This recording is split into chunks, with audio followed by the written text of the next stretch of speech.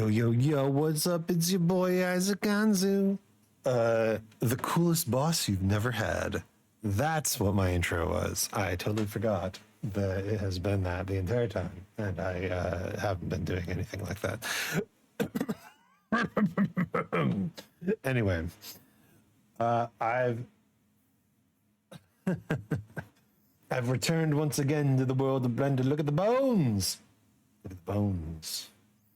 Can't even see the man. The skeleton is so strong. But no, we can see the man. The always on top function is quite trippy to look at.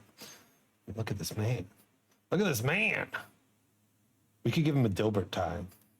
Go like, man. Dilbert, so iconic, so funny, so very insightful. Its creator, just a huge piece of shit. Makes me sad.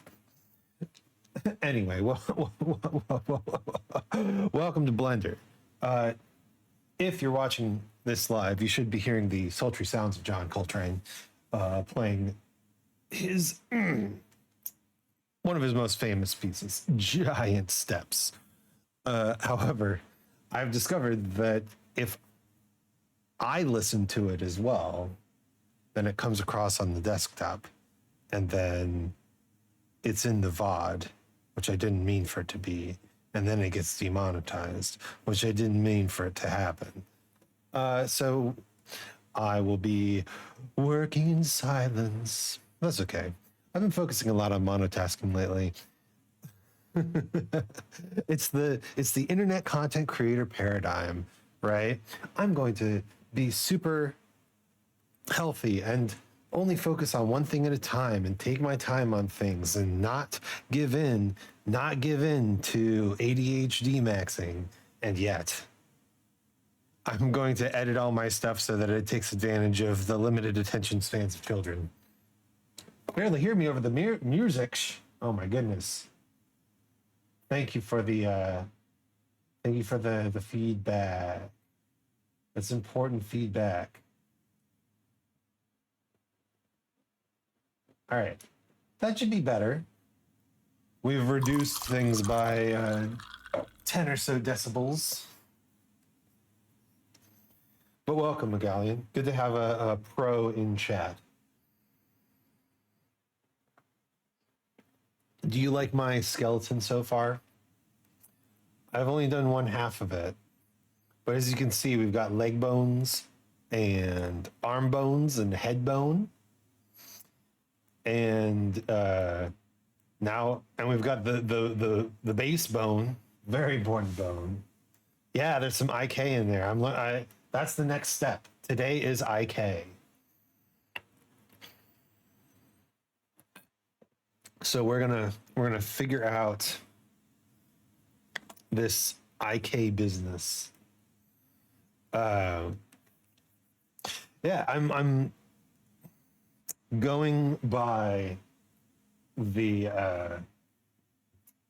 tutorial exactly. Music is probably still a little too loud, huh? Let's just bump it down another 5. Bump it down another 5, boys. Bump it down another 5. And we do have our character. As you can see, he is a very business boy. Is that business boy? Business boy. It'd be nice if porting the IKs into an engine didn't screw it up sometimes. Really? So this is a question for you. Is there a standardized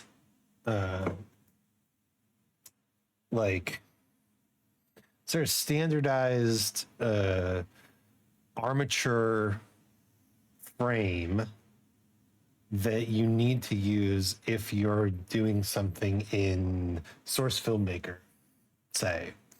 Like, obviously this is going to work well for Blender, but if I wanted to do something in Source Filmmaker, would I have to use a different armature, or is there actually like a a standardized armature that I would be able to model on top of in order to create a functional source filmmaker model. You know what I'm saying? Maybe I could just import a source filmmaker model.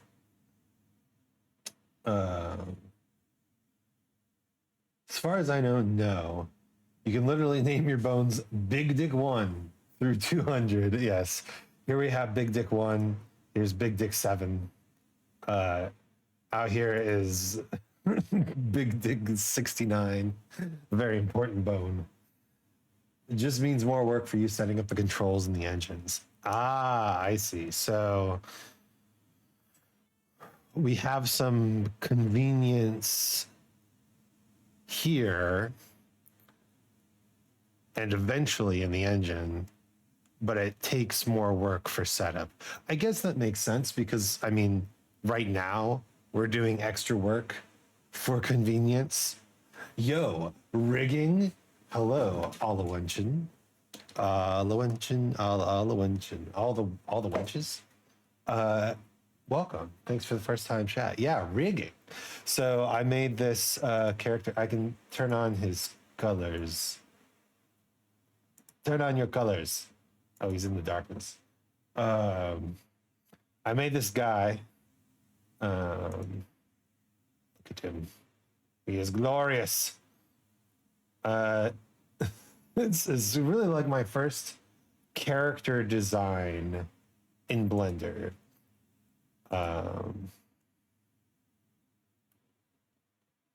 And we've got, what is it, the simplify off right now?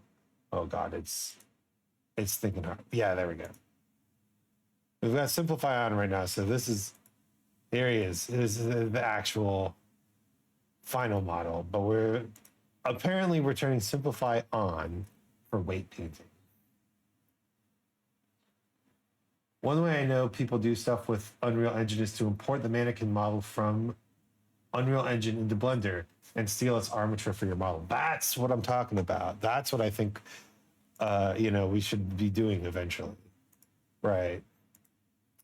Take the armature that exists, use our own models on it.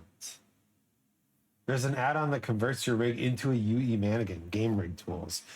That is pretty slick. Should I just learn Unreal Engine? Is Unreal Engine like, because I have Source Filmmaker downloaded. Unreal Engine, the most powerful real-time 3D creation tool. What about licensing? Free. Oh, I like free. Royalties apply after $1 million in gross product revenue. I think I might never hit that threshold. Over $1 million in revenue, you have to pay. So it's free. That's cool. You could learn Unreal Engine for free. That's pretty sick, actually. Allen wrench. All the wrenches, all about the wenches. I got it. I did some big rigging recently and got so into it, I was reverse engineering Rigify to understand constraints better. For game engines, that stuff is not necessary. Yeah, my overall goal is to use this rig to make this guy move around for a music video. So I don't think I need to get into like the super detailed video game level of doing stuff. Also, what happened here? Why is my hand so ever so slightly? Okay, we need to adjust this. The hand is off for some reason. Learning how to properly make your own armatures and doing weight painting is useful knowledge, though. That's how I feel about it as well. Um, let's just align that, shall we? Yeah, perfect. I'm learning Unreal and Godot right now. Nice. So yeah, don't pay shits unless you hit 1 million. Pull your product at 900,000. That's right.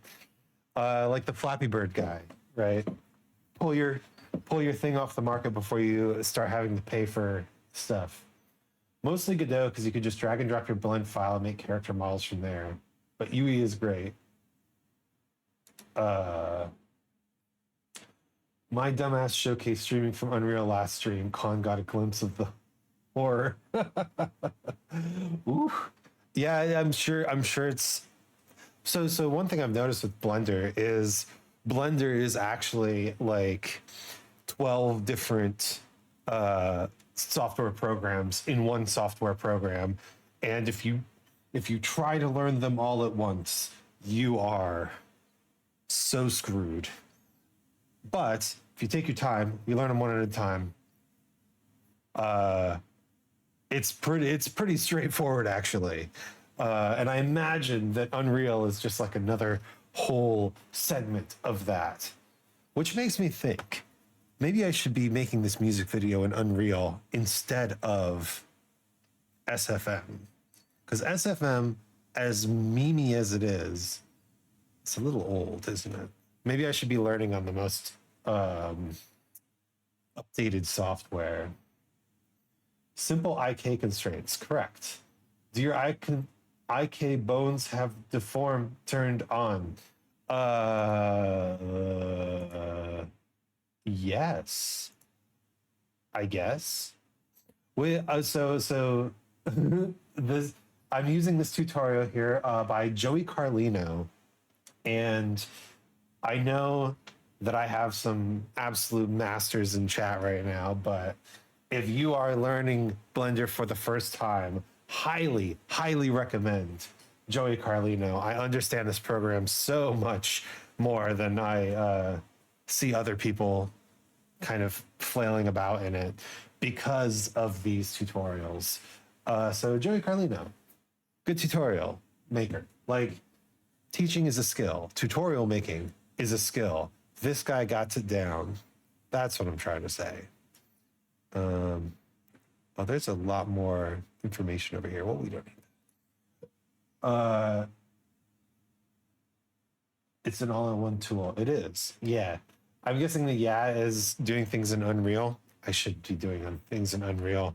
As much as I love Source Filmmaker memes, I really should be doing things in Unreal because Unreal is like the next big thing, right? If Unity keeps shooting themselves in the foot, then Unreal is going to be the thing. Your IKs want deform off. Okay. Well, that's probably actually the next section that we're going to look at, which is IK constraint setup. Oh, and here's getting the mesh to deform and non-deforming bones. Okay. This guy is covering everything. You agree? Yeah. It's actually yeah. I've been thinking about Source Filmmaker for a long time, but honestly, I didn't know that Unreal Engine was free. If Unreal Engine is free, I should be doing Unreal Engine. Some of the stuff you make could be easily ported to UE as long as you keep the blend files. Just have to export them as books and then make sure the material textures are somewhere you know on your PC for putting in. Unreal is taking over filmmaking, so it's already winning. That's what I heard. I know that Unreal is like kind of the basis for all of these crazy amounts of green screen in films these days. Like you just get a studio with a green screen and you can make whatever movie you want. Do you know SFM or Unreal, or are you learning them for this project? I am going to be learning them for this project. So once this character is rigged, which I'm hoping is soon, I think so Joey has another video on easy mouth rig. So I think what I want to do is once we get this skeleton down, I want to watch the easy mouth rig. Maybe put an eye bones in there too, and then export it and make it into a music video in another software. And you know, part of the things that I do on this channel is just learn things, and this is my learning moment. And I haven't decided. I had tentatively decided on SFM, but if Unreal's free, I should be learning Unreal. Really should be learning Unreal. You can make a full-on scene and export them as a USD, US dollar, United States dollar, and open ups in the UE and work from there. There's a media section for starting projects. That's how I made my virtual studio for streaming it. Not to distract, but if you ever get into an Autorig Pro or Rigify, recommend the channel CG Dive. Well, let me tell you a little secret about being a VTuber. This channel that I've got here, this YouTube channel, I'm just going to subscribe to that. This is my alt channel. So I have probably like 700, 800 subscriptions on this channel because I just subscribe to like everyone who has a YouTube channel that I know, and then anything I ever need so I can look it up later. Like my original YouTube channel has probably like 20 subscriptions and I actually watch all of them. But this channel, I'll just throw it on there and do whatever. Did you know that it's cool to have multiple accounts on things because the organization tools provided by platforms are often inadequate? That said, I do actually use the watch later list, so thank you, YouTube, for making a watch later list. He also talks about how to use game rig tools. Unreal is the modern admin. Nice. Cool. Well, someday I'll check him out. The other thing is like, I'm just trying to get I have a specific goal in mind for these learning sessions, but I'm also trying to get a feel about what I like to do, what's cool, what's interesting in Blender, and who knows, maybe rigging and animation is going to be the thing that I'm like, wait a second, this is fun and easy. I'm going to do it more. Who knows? For now, let's learn about... When we move the root bone, all of the other bones will follow it. So you can select all of the bones that aren't parented to anything. So that's going to be all of our controller bones, so the targets and the IK bones. And also this spine bone right here, which is the top of the bone chain for all of our deforming bones. So we can select that too, and then select root blast, Control P, and keep offset. And this is helpful for if you want to rotate the entire body, or if you want to make your character jump, things like that. So next what I'm going to do is set up the IK constraints. So I remember where we are now. So basically we've got the main body bone, and we can go whoa.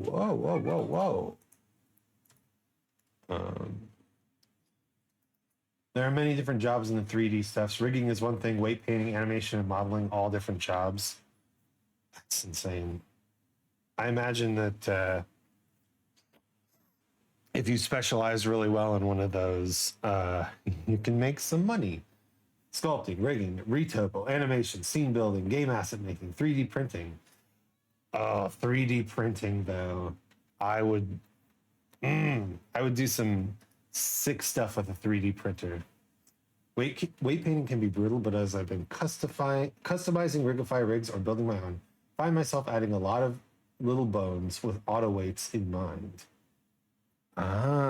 So I see. That's smart. So, like, if you want more weight in a particular area, you can just adjust the bones a little bit, and then your weight painting makes it a lot easier. That's the kind of stuff that I like. Is when you're uh, when you're so knowledgeable about the entire process that you can kind of set yourself up in the early steps to make the later steps a lot easier. That's kind of what I do with music. Is you know, I also write music on this channel, which is something that I've already learned how to do. I'm not in the process of learning music. I'm in the process of experimenting with music.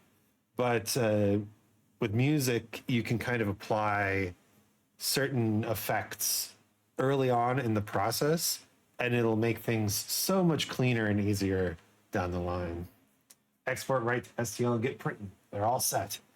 If only I had a 3D printer and the space to use one in my one room apartment. I should say one. It is one room for sure, but the kitchen and the bathroom are still separate rooms. So it's like kitchen, bathroom, bedroom. That's the entire apartment. But it's not a studio apartment really, because like a studio apartment is where everything is in the same. End up DMing you the film, video, and live events tab for when you start up Unreal Engine for starting the project. Thank you. I will bookmark that for sure. Yeah. For now. To do that, you want to go into pose mode like that. So one way to set this up is by selecting the first in your IK chain. I need to build, I need to set up the IK constraints. Gives you an idea of what you'll see of these. Also, just keep in the back of mind, not trying to distract you from your tutorial. I understand. It's okay. I'm distracting me from my tutorial. Talking about apartment size.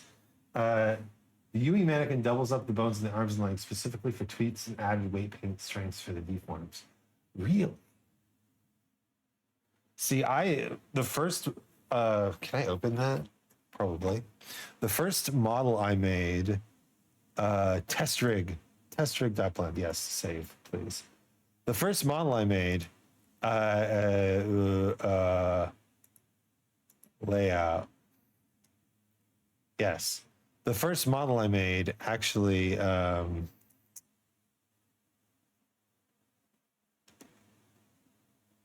wait, no, this isn't the first model I made.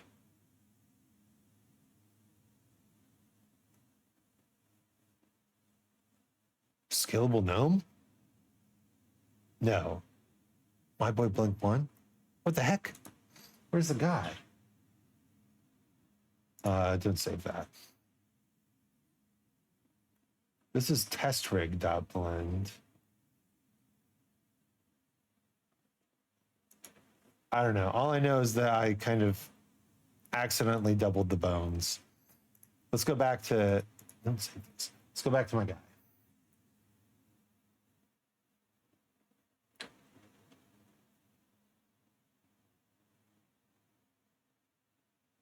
For the deformed bones. Driver bones. Interesting. 2 in the bicep, 4 on thigh, vertical pine auto growth. I saw that after generating these, I got really curious and found that the reason for that is that it makes auto weights a lot happier in general. That's why you want like hip and shoulder bones to keep the leg arm bones from overreaching. Interesting. Yeah, I've got like some hip space here and definitely a shoulder bone, but I get the feeling that this super simple rig is going to be like very straightforward, you know? In this case, it would be our calf. And you can go over here to bone constraint properties and add in a inverse kinematics constraint right here. And then, all right. Bone constraint properties. Add bone constraint. Inverse kinematics. Your simple rig will be enough. Yeah, I mean, I figure like the tutorial will probably work if I do it exactly as the tutorial says. Your topology confirms it for me. Ah, yeah, he went over that you need to adjust the topology to make the deforms work. All right, let's dive in. Feel free to keep chatting with each other about like advanced topics. I'm just gonna do my noob training. And you're going to have to choose the target, which would be our IK, and the pole target, which would be the target. But instead of doing that, I'm going to show you a different way, which is a little quicker. Basically, you select your IK controller, and then you select the first in the chain, which is the calf, and then you hit Shift-I, and that's the shortcut to add an IK constraint. And when you do that... Okay. Wait, why is this? I see. It had a constraint on it. So let's select this, then select the first in this chain, and then Control I. Wait. No. Hit I. No. What do you say? We're just going to listen to this again. So to do that, you want to go into pose mode like that. So one way to set this up is by selecting the first in your IK chain. In this case, it would be our calf. And you can go over here to bone constraint properties and add in a inverse kinematics constraint right here. And then you're going to have to choose the target, which would be our IK, and the pole target, which would be the target. But instead of doing that, I'm going to show you a different way, which is a little quicker. Basically, you select your IK controller, and then you select the first in the chain, which is the calf, and then you hit Shift-I, and that's the shortcut to add. Shift-I. Shift-I. Add. Select IK, select Shin, Control-Shift-C. Oh. With targets. Oh, I see. It made the target the armature. We don't want that, do we? An IK constraint. And when you do that, it'll automatically put in that IK controller bone right here. And then you just have to select the pole target. Yeah. The pole target. Shift I works for IK specifically. Oh, my target is right. I need to select the pole target, which is that. Which would be armature. And then you can just type in target and choose leg right there. And if we... Oh, it gives you the whole constraint menu. Oh. Control Shift C. Ah, right. Oh, right. He did another thing about this, how you can set up the camera to follow. There's a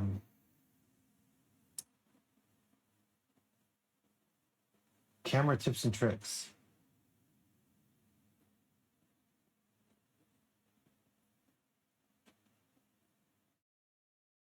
Yes. We watched that one. Constraints can be found in the modifiers. Yeah, it looks like the bones don't have modifiers. They have constraints. But that makes sense. They're basically modifiers. You try to move this IK controller bone, it's, this will happen.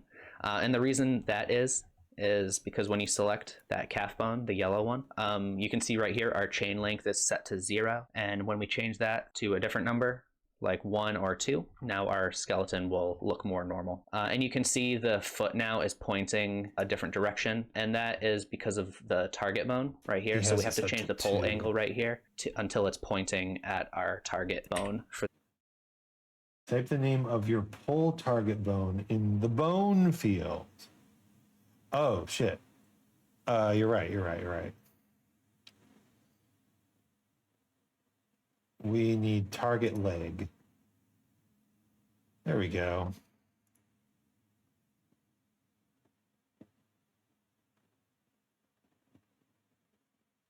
Yeah, add bone constraint. Cool. There might be a delay between what you're seeing in what you're saying, Mags. So no worries. I think we are good. Carry on. The knee, so we can just rotate this I right here need to go and back here use little leg bit. right there. And if we try to move this IK controller bone, it's, you know, this will happen. And the reason that is because when you select that calf bone, the yellow one, Oh yeah, you can see foot right went here our all chain wild. length is set to 0, and when we change that to a different number, like 1 or 2, now our skeleton will look more normal. And you can see the foot now is pointing a different direction, and that is because of the target bone right here. So we have to change the pole angle right here until it's pointing at our target bone for the knee. So we can just rotate this right here until it's pointing like that. Could just be set to 90, I guess. And so the way you can think about chain length is how many bones you want to be affected. So you can see when I move this, 2 bones, these 2 bones are the ones that are being affected. If I change this to 1, it will only be this single bone right here, and it'll pretty much just point towards our IK controller like that. You could, if you wanted to, set it higher, and then it will try to control this bone right here. You can see when we do that, it doesn't really work the way we want it to. Unless you have more than 2 bones in your leg, I recommend just setting this to 2. So we can do the same thing for our arm now. So you can... Okay. So we have this, the pull angle is set to, it's pull, not pull. Pull angle is set to 90 degrees. And now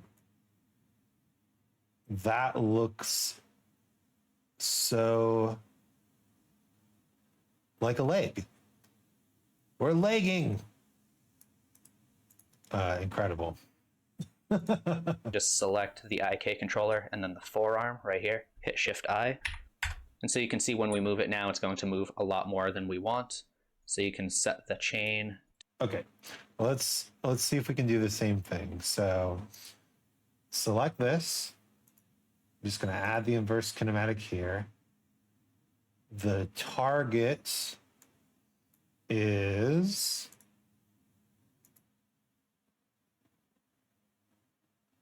the target is what is it? IK arm, and the pole target, is IK. No, it's target arm.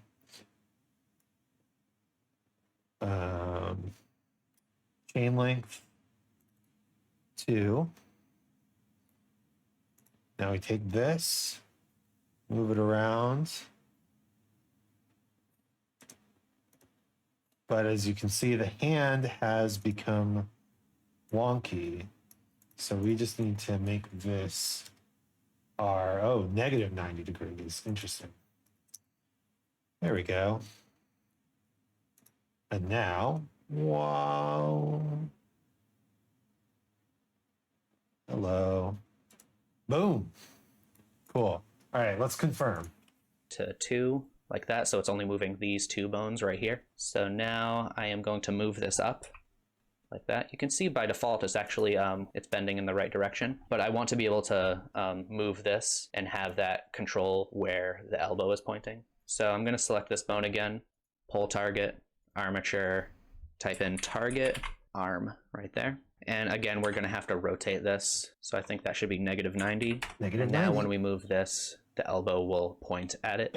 So I just broke the rig a little to explain a common problem that you might run into, where when you actually rotate this to be pointing towards your target, your hand might be backwards. What you're going to want to do is just go into edit mode and just take your elbow and make it so that it's pointing very slightly towards your target like that. And basically this is just a situation where if your bones are pointing this way, it's not really going to act properly when you try to set up the target. So you just want to make sure there is a slight bend in the natural direction that you want. It doesn't have to be a lot. So now when we go back in here and change the pull angle once again to negative 90, you can see that the hand is in the correct direction. And roll your bones. I need to roll my bones. My back hurts.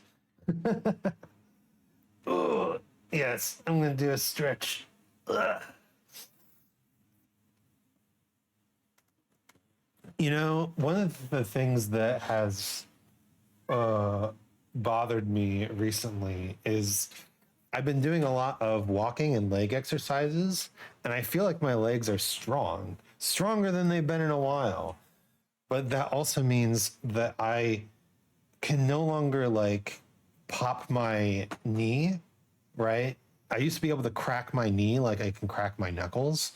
And now that my knees are stronger, you know, there's, if you don't know how cracking your knuckles works, it's essentially that you're making a air pocket, you're making a vacuum, and then it's popping, right? It's filling in. Thunder. It's thunder. And thunder. But those spaces generally form when the joint is pushed in a direction that it normally doesn't go. That's why you like push your knuckles down to crack your hands. It's all sorcery, of course. Yes. But if you have more muscle in your joint, then there's less space to pop. So I've lost the ability to pop my knees, and every once in a while I just get the feeling like, oh, I need to pop this, but I can't. On the other hand, you know, I haven't had any like knee pain in several months, so that's nice. Oh wait, that's not true. I had knee pain the other shoulder. That's right. What you're doing is to make it so your elbow doesn't operate like an open ball joint, limits it to bending the right way. Yeah. Ah, I see. How you're supposed to be. You should talk about your hands. I'm talking about blender. I'm not talking about my hands anymore. You might be able to hear my wife Lumi in the background telling me how to take care of my hands. I'm not talking about my hands. I'm talking about blender. He has hands too, doesn't he? Well, he does have hands, but Yeah. we're talking about the orientation of the elbow joint. I don't know if he can pop it. He can probably pop it. I can. I don't recommend it. I do it all the time. I can't do it right now, but you know, can pop my toes and fingers without the assistance of another limb. And I have been able to most of my life actually. That can't be good. So,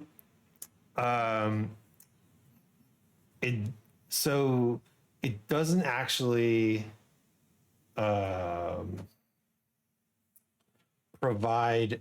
It doesn't actually cause any like long-term damage. It can just make your knuckles kind of calloused. So you can get really big knuckles if you crack them all the time. And then you can punch people even harder. No. Violence in this household. Megalian, another VTuber and 3D guy, says hello to you. Hello. I hope you're well. We do not advocate violence in this house. We don't advocate violence in this household, I guess. Hey, Snow. Welcome.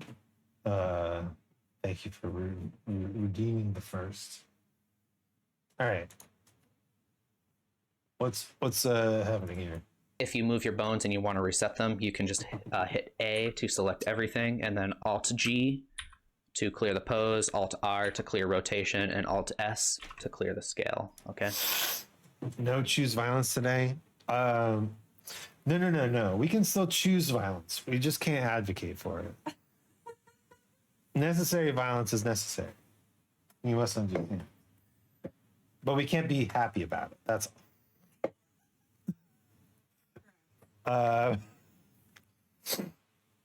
Violence has been chosen. He's learning how to animate that violence.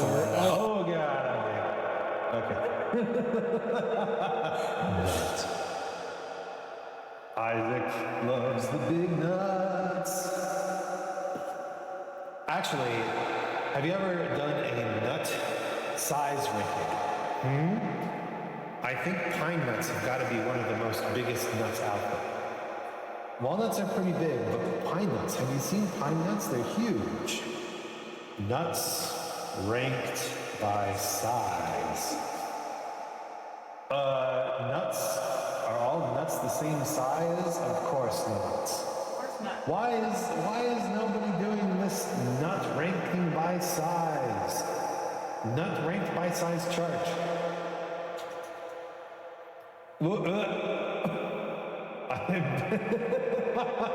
I'm being rotated while being very large. I guess a coconut is a fucking nut. God damn it. All right, coconut's the biggest nut. Wait, coconuts are a nut? Is a wait, Google, help me. Is a coconut a nut? Despite having the word nut in its name, a coconut is a fruit, not a nut. I'm not a big fan of coconut, although I have been eating coconut yogurt lately, and it's pretty. Oh, I'm back to normal. I have been eating coconut yogurt lately, and it's pretty good. What is I'm gonna regret Googling this. World's largest nut.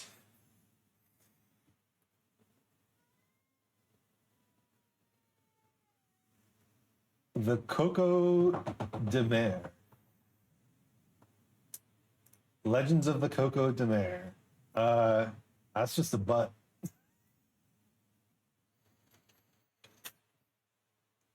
What's it? It is the largest seed in the plant kingdom and is oddly shaped, being the size and shape of a woman's disembodied buttocks. What? Look. Well, yeah, okay. That's a butt. It's a butt, but it's also a nut. It's a butt nut. Look how big this nut is. It's a butt nut. That's huge. The largest nut in the world. Well, The world's largest nut. Butt nut. All right. There's a debate going on in the chat between T and A posing.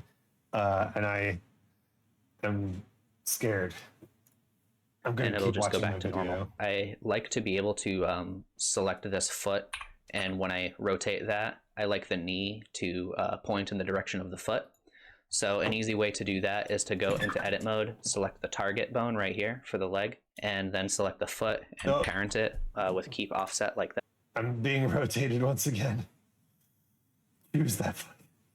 And then get rotated. That is what we're doing. We are choosing the foot and then rotating it. Dang, I did not realize how relevant the get rotated meme would be in Blender, but I guess it's extremely relevant. What did he do here? Well, he did a thing. To this foot, and when I rotate that, I like the knee to point in the direction of the foot.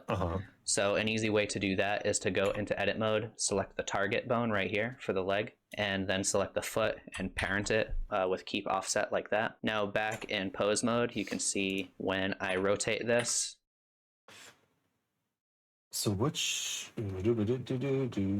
Select the target bone right here for the leg, and then select the foot and parent. Select the target bone and then select the foot. Parent, keep offset.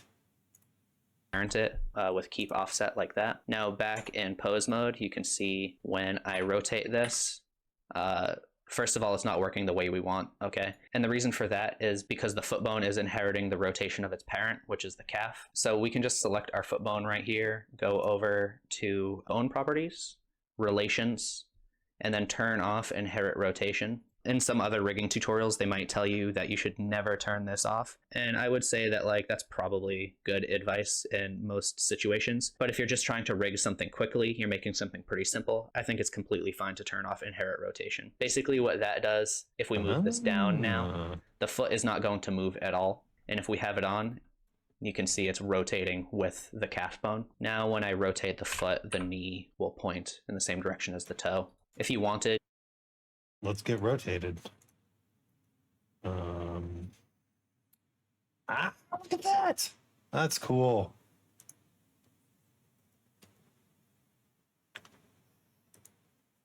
Want to weight paint the fingers? Just hit 7 on the numpad and go from there. No worrying about painting on the other things below it.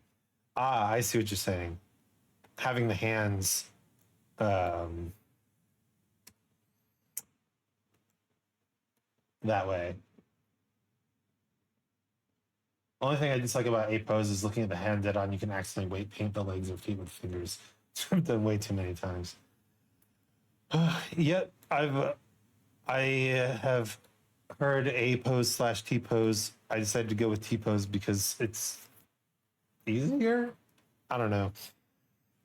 I have to say, dear power users in chat, I actually have a friend who's an extremely good 3D modeler. Her job is 3D modeling, actually,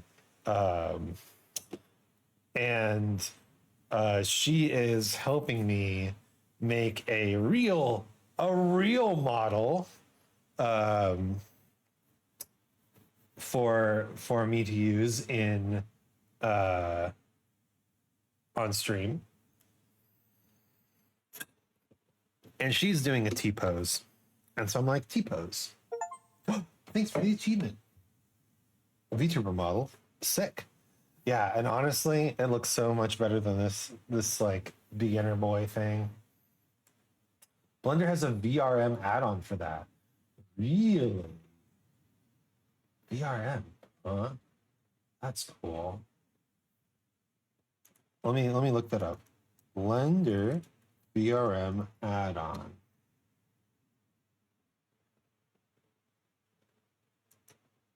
Hey, exciting. I'm just going to send that to my friend real quick. Where is she?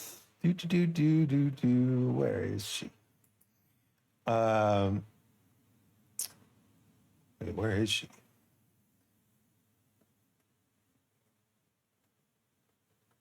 Oh, right. I'm looking for.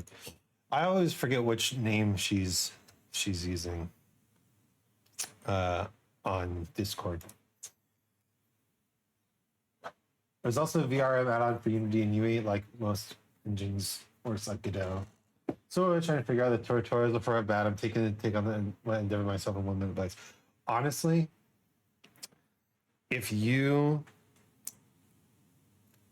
are like passionate about anything, then it's worthwhile to make tutorials about it, especially if the tutorials out there are shitty.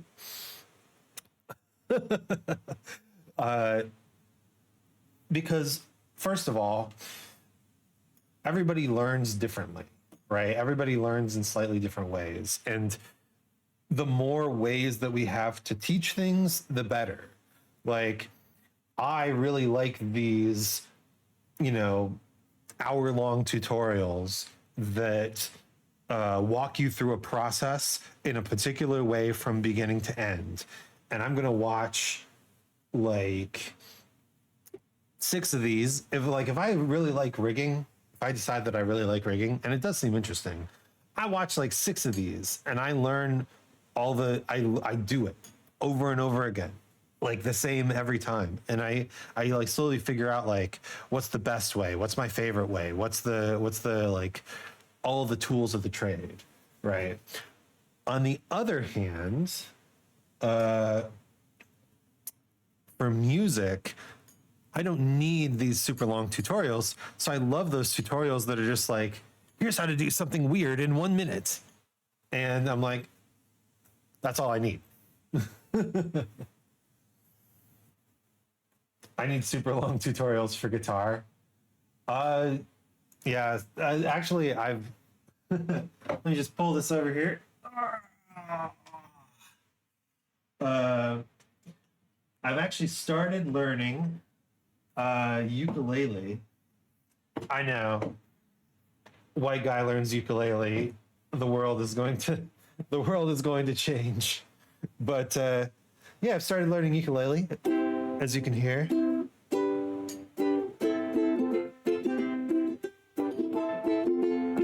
And I really don't need lots of tutorials for music stuff anymore.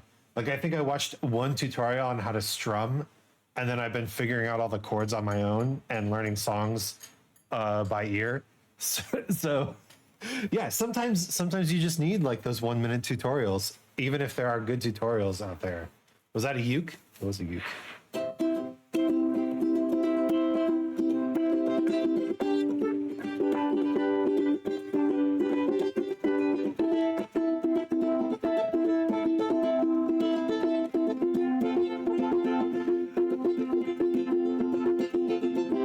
Learning all this stuff on Blender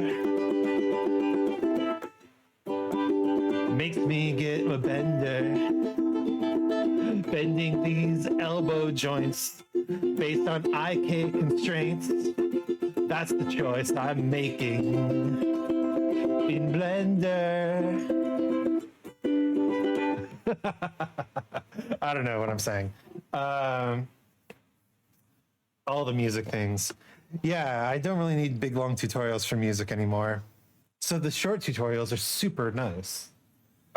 But the interesting thing about the short tutorials is so many of them are like, here's how to use a compressor.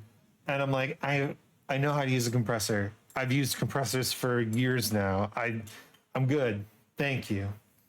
But then they're like, here's how to make the synth sound from blinding lights. And I'm like, yes. Oh God, yes. Show me, please. Walk me through it. Just walk me through it.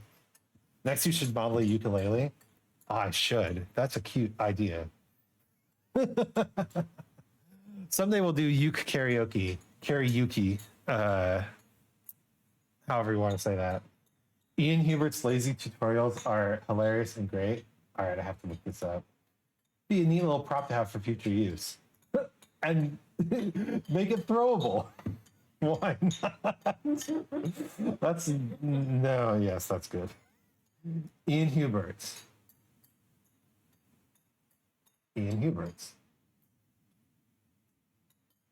Lazy tutorials, hell yeah.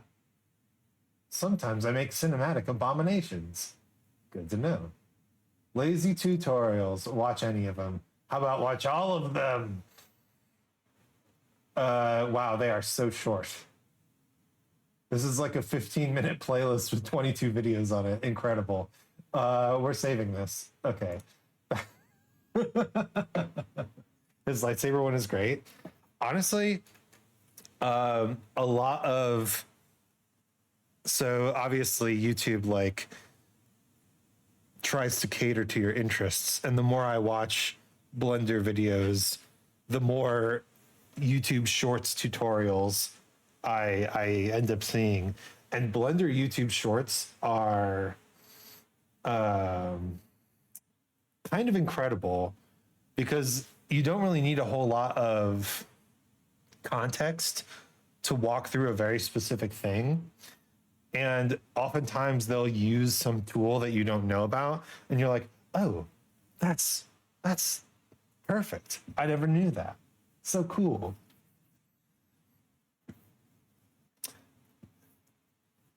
Like any learning process, you really need to like eat, breathe, and drink Blender if you want to like dig into it. Oh, and you spin Isaac right round, baby, right round, like a record, baby, right round, round, round. Okay, well, now that the singing is over, we can go back to John Coltrane. So some of these easy Blender tutorials are in an older version. You know, this is also in an older version, and I've found very few differences, which I think is a really good thing if your basic stuff stays the same between versions. Like if you're not like updating your stuff too often. Now that said, I'm just gonna go into edit mode here. Select the body. Select something. What is this? What? They did so. I can't find. Why can't I find? Why? What? Why can't I find the modeling, pose mode, object mode. Where's my modifiers? I have bone constraints. Here we go. Modifiers. They changed the modifier menu in like 4.0. So now it's a series of nested menus when it used to be just one big like menu with everything visible. I just use the search. That's probably a better habit to get into. Let's go back out to pose mode. Where's sculpting? Layout, select pose mode. Okay, we're back. Whew. That's the change was going away from layers and giving us bone groups. Maybe he'll talk about bone layers versus bone groups.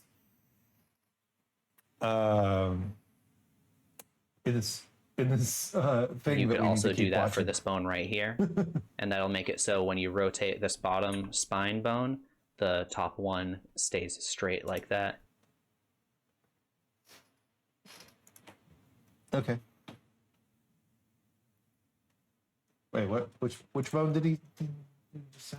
So if you wanted, you could also do that for this bone right here, and that'll make it so when you rotate this bottom spine bone, the top one stays straight like that. You could also do this for the head, so the head is always level, things like that. Okay, so we're almost ready to flip all of our bones to the other side, but before we do that, I want to take all of the bones that aren't in the center and give them a suffix. So in this case, I'm going to go into edit mode, and I'm just going to select everything that's on the left side of our character. So I have everything on the left side. Okay. Oh, shoot. Suffix Anzu. That's my name. Gotta remember to properly. Okay. Select all the bones on this side of the body and give them a suffix. That. Okay, so we're almost ready to flip all of our bones to the other side, but before we do that, I want to take all of the bones that aren't in the center and give them a suffix. So in this case, I'm going to go into edit mode, and I'm just going to select everything that's on the left side of our character. So I have everything on the left side selected now, and this is where that add-on that I mentioned in the beginning is going to come in handy. The add-on is called the Simple Renaming panel, and this will let you rename a bunch of bones at once. And this is a free add-on, and I'll put a link for it in the description. So basically, with all of those selected, you can change the target from object to bone like that. And then down here, you want to type in period L, because this is the left side of our character. And with all those selected, you just hit add suffix. And now you can see there's a period and an L. The L stands for left. So now that we have that, you can select everything. It worked. I just use what Blender has. Same thing though. Good add-on. Yeah. I don't know.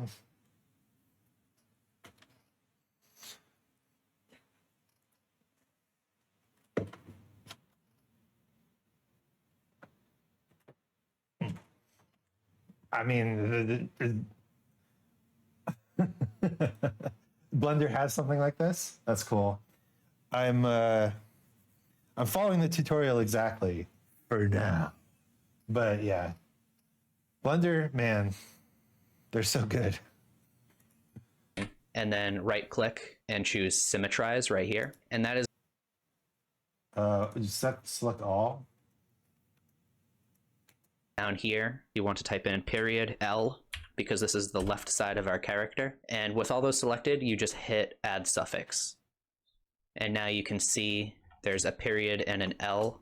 The L stands for left. So now that we have that, you can select everything. and then right click and choose Symmetrize right here. And that is going to look for all of the bones that end with a .L or a .R and just flip them to the other side. So yeah, you can see how this one now is target.arm.L and this one is target.arm.R. So renaming all your bones like this might seem kind of weird, but it actually helps you a lot when you get to posing, and I'll talk about that a little more later. If we select our target bone right here and go over to these this bone properties tab, you can see that it's set to deform right here. This has a check. And that means when we parent our mesh to the armature, it's going to look for all of the bones that have this turned on, and it's going to try to assign weights based on that.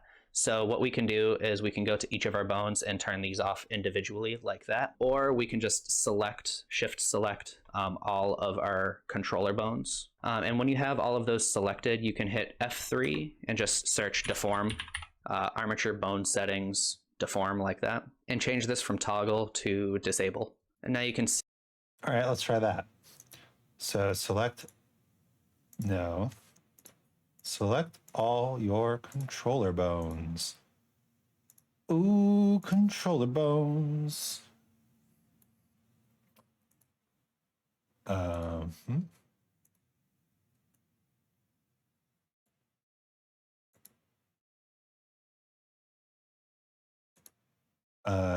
Is there somewhere where it tells you how many you have selected? Because there should be. Let's just zoom around and check. Uncheck deform.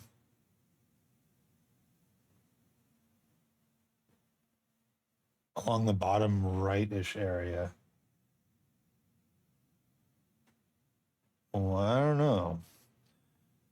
know.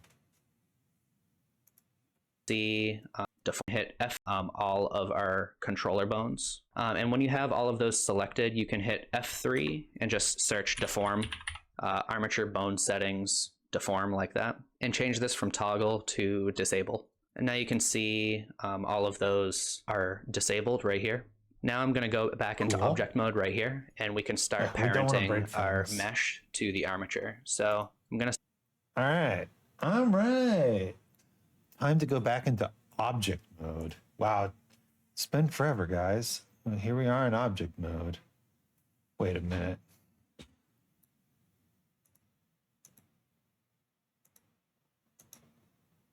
Okay, there we go. For some reason, this leg wasn't visible in front. You crushed it, and I gotta go to bed soon. Well, I'll mention my kobold will have to wait another day. She needs a new head. Well, thank you so much for stopping in. Your insight and all the things you shared were awesome. Yeah, I hope you. Oh, and thank you for the follow. Very cool. Yeah. So we do. I think we'll be doing more kind of like late night Blender videos, but normally we do, gaming here. But yeah, thanks for stopping by, and hope to see you again sometime. Sometimes going back to where you started is refreshing. It is. Except this entire journey has been not about going back to where I started. Have a good night. Thank you so much. Because like I'm very much not where I started. I'm learning new things, and now we're gonna go into Unreal Engine. I need to download Unreal Engine. Man, I never thought I would download Unreal Engine. You know, sometimes you just have the oh my god, the eyes changing colors is so cute. Bloodshot eyes.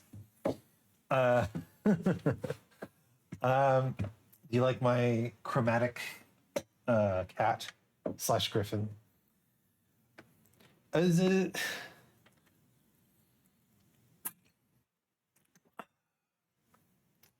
Good afternoon. How you doing? I forgot it's afternoon for you. Welcome, Crundle. We're boning. We're talking about bones. That's a great email. RGB. Actually, I have that RGB filter. I don't have it on this scene. Why?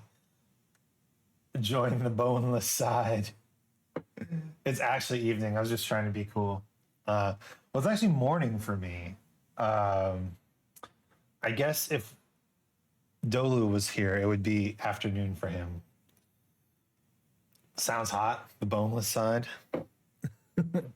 I got friends on the boneless side. He's got friends on the boneless side. But doesn't that fucking octopus emote have like metal parts to it though? It does, doesn't it?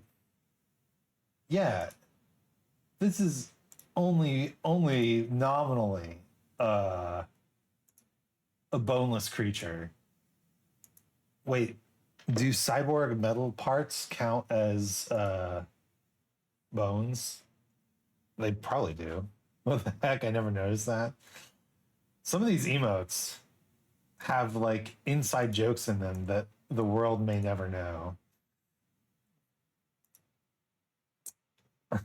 No idea what I'm looking at, but it looks good.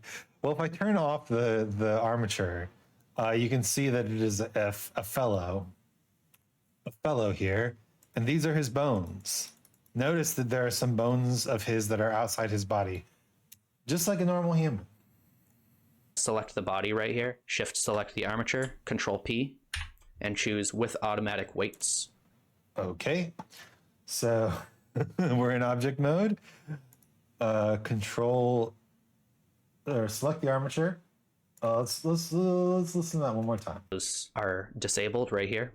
Now I'm going to go back into object mode right here, and we can start parenting our mesh to the armature. So I'm going to select the body right here, shift select the armature, control P, and choose with auto. I see. Select the body first. Shift select the armature, control P. Armature deform with automatic weights. I can confirm, as a real human, I have exterior bones and do human things like drink water. You know, as a chimera, I have horns, which is like an exterior bone, but humans have teeth. Humans have teeth. Those are exterior bones. Doesn't mean the clothing will work though. Yeah, I think that we are going to have to wait before we fuck around in pose mode. Let's see what Joey has to say. Automatic weights. And now if we select our armature and go into pose mode, you can see that the body is parented and is moving along with our armature like that. But our, everything else is not following because those are different objects. So I'm just going to reset that, go back into object mode, and we can do the same thing for our shoes with automatic weights. Same for the vest, we can select that and the armature. Okay, so we just have to go through. So select the shoes, shift select the armature, parent with automatic weights, select the jacket, select the armature, parent with automatic weights, select the tie and the armature, parent with automatic weights, select the head,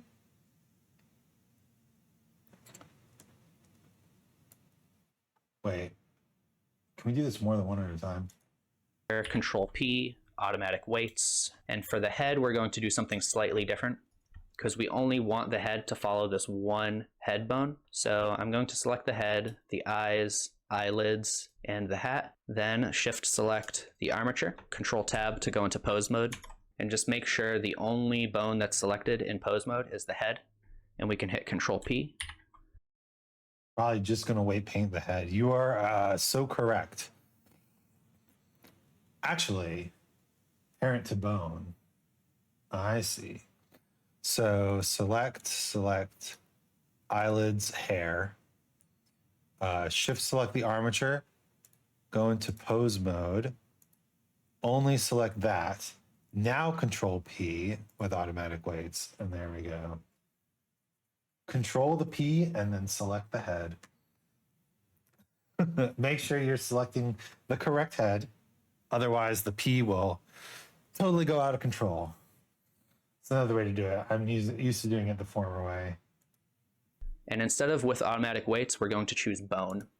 Oh, yeah, but he did it the exact way that you suggested. Parent to bone.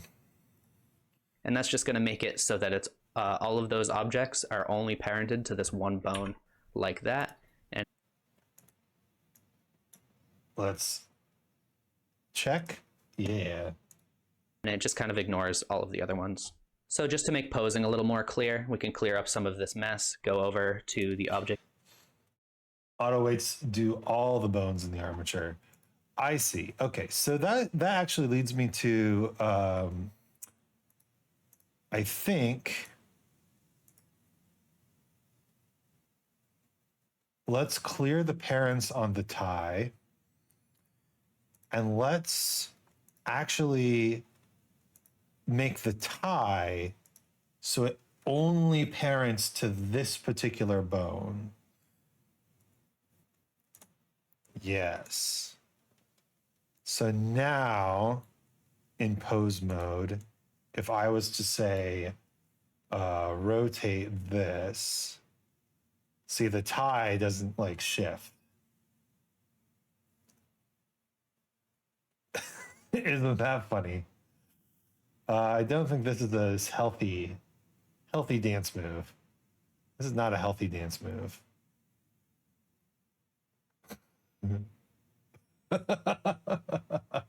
JoJo pose. Bow, bow, ba-da-bow-do-do-do-do. That's a very JoJo pose. Can we just... Ho, ho, ho. It's me, Yoshikage Kirei. Wait, I need to turn simplify. It's me, Yoshikage Kirei. You thought you were learning Blender, but really it was Dio. Okay. Oh, this is gonna be fun. Once we figure this shit out, it'll be very fun. Data properties. I'm going to turn off names. Data properties?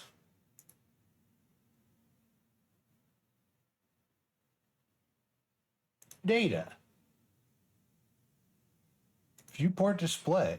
Isn't that what we're doing? Oh, the names are off. Okay. Right. I forgot. We could have the names on, but they've been off this whole time.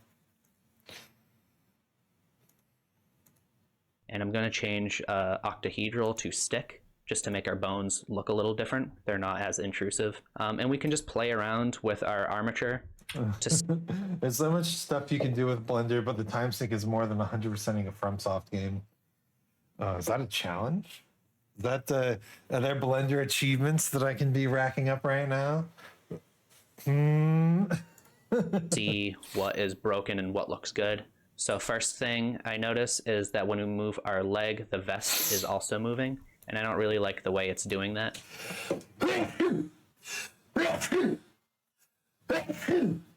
Oh my goodness.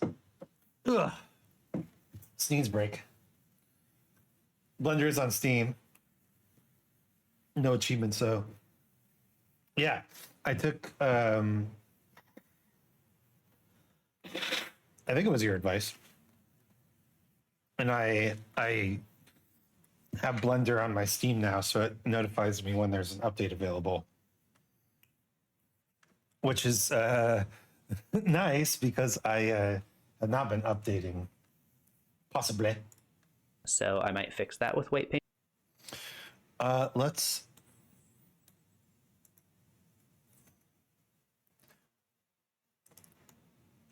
Oh, yeah. We don't... Oh, thank you for the achievement. Hell yeah. What achievement was that? Deform a mesh. Oh, yeah. Let's check out.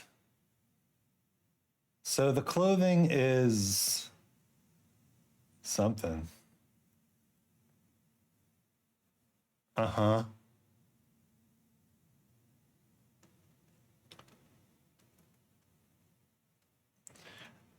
And so I cry sometimes when I'm lying in bed just to get it all out what's in my head, and I am feeling a little peculiar.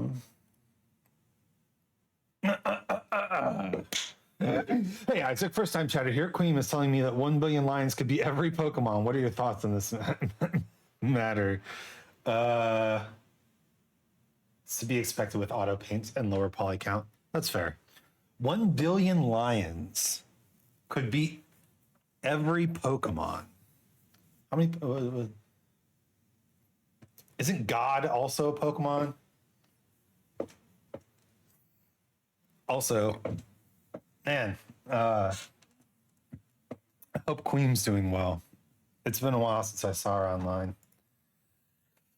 Queen! One of my favorite streamers back when she was doing regular streams. Just a very sassy spider lady. 1 billion lions. I think she's doing okay. Yeah, I hope so. You know, that's one of the things that people, you know, don't necessarily talk about with streaming stuff, like, or you know, art stuff in general. It is really hard to do it long term, right? You really have to push yourself to do it for like 10, 20, 30 years. And then you kind of get to the point where you can do all the cool stuff that people talk about being able to do. Like as a musician, I'm nearing that decade. Yeah. I think she's doing okay. Her girlfriend lives with her now. I think she's happy about that. Oh, that's good. Congrats to them. Like I'm getting to the point in music where I'm starting to be able to transcribe things just by hearing them, which is nice. And you know, that's one of those things that's like people talk about like a superpower, a music superpower, but man, it takes so long to get there. But if you don't put in that like large amount of time, it's just not even gonna, you're not even gonna get to the point where you can even think about doing that, even if you want to, right? And I think the same is true for streaming. Like, obviously, you can stream for years and never find success. But you know what streaming for years will get you doing? Being really good at streaming. Practice makes perfect, even if it's just 15 minutes a day. Yeah, or once a week for something like streaming. I do streaming 3 times a week, so obviously I'm very powerful. But yeah, I mean, success comes to those who are able to grab it, right? Success comes to those who can grab it. And there is a certain amount of skill that you need to grab success. Like, you can't be a complete amateur, although the internet changed that. But you need to be able to capture it, you know, or use people the right way. Yeah. But and so this is the interesting thing, right? There's a big feeling in the art movement. Speaking of art, I've been pushing her to do some art every day for me, and she won't do it. I love her art. I still have her. One of my favorite emotes was drawn by her, Isaac Fingerguns. I love that one. Bam, bam. Get that bread, gamers. Bread. Yes, you know, the best use of bread is wrapping meat and cheese into a delicious, convenient, portable. What's the wizard's condom spell? What's a wizard's condom spell? Oh God. Hi Ray. Welcome. Thank you for the text to speech jokes. We love the text to speech jokes. What's a wizard's condom spell? Fetus deletus. Fetus deletus.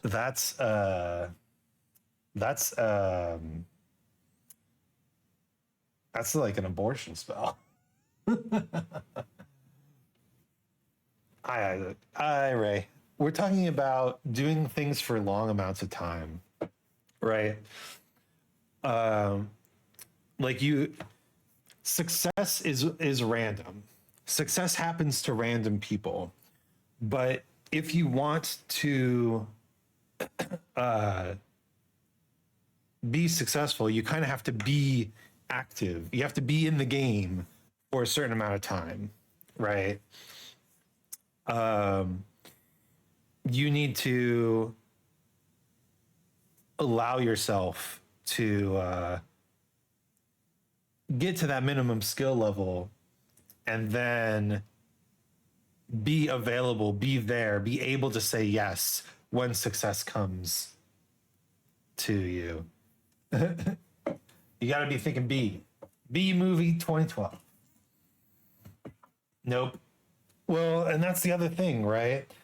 There's this big feeling in the art movement of the individual artist, right?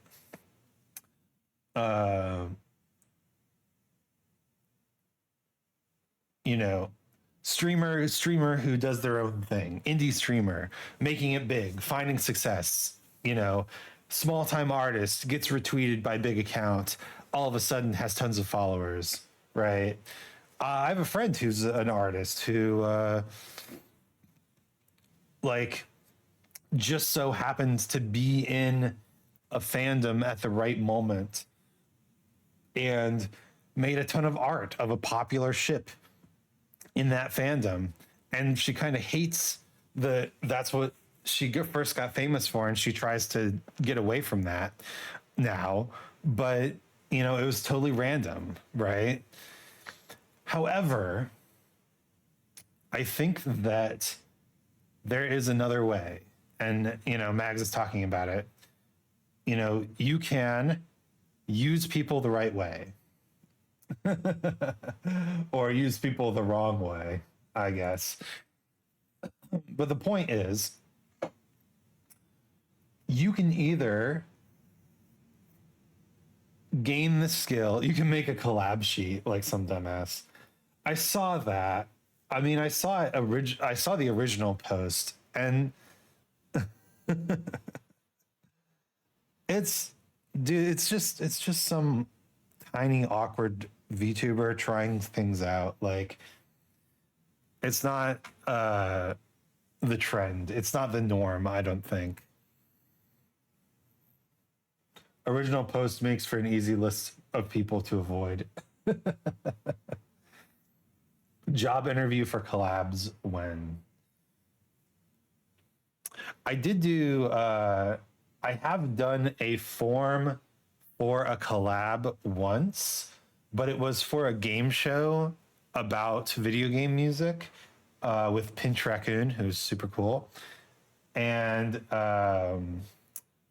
they wanted to know which games music I was most familiar with. So that made sense, right?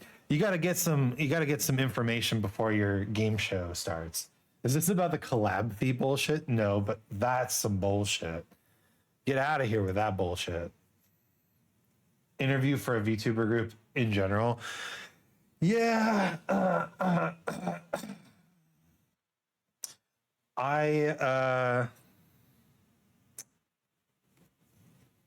What's her name? Post that one again with the price list to collab with her. That's stupid. Want to collab with me for $1 million? I don't have $1 million, so I guess we're never collabing. Oh man, my loss. I have submitted some.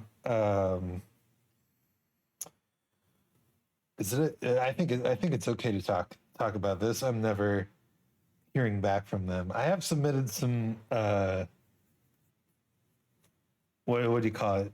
Audition tapes to VTuber Industries. Industries. What's it called? Groups, VTuber agencies. And looking back on them, they're pretty cringe. I don't know what I was doing. If it's that rocker VTuber posting that she's just rage baiting yet again. Guess the number stagnated yet again. Yep. It does bring up the conversation, which, you know, it's good for everybody to be on the same page that you shouldn't be charging for collabs. But I guess some people are desperate for numbers.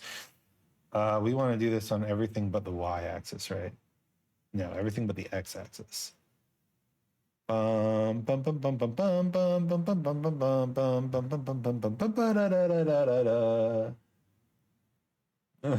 stay away from Twitter like a plague. I only go there for friends and shit posting. I honestly have been only on Blue Sky and I've been loving it. It starts to deform. Well, I guess it doesn't start to deform. It starts to clip here. And then it really starts to deform, like up here. My dreams of having oh my God, it looks like his leg looks like a snake now.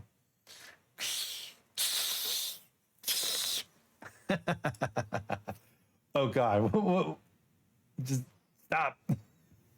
The latter is the main reason I got into VTubing, shitposting. Hell yeah, that's a good reason.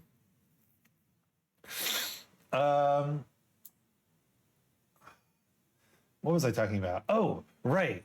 So there's this idea that the artist is the individual, right? But sometimes you can simply be the outward facing arm of a large group of people, right? So you talk about like people who have gained skills over years and then success comes to them, right?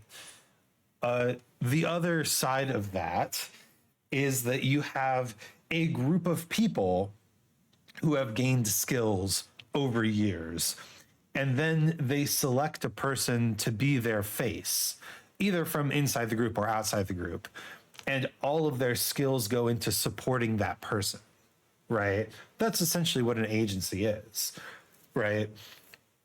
Right now, I do my own music. Yes, obviously my secret alias John Coltrane is my own music. No, but I do most of my own music.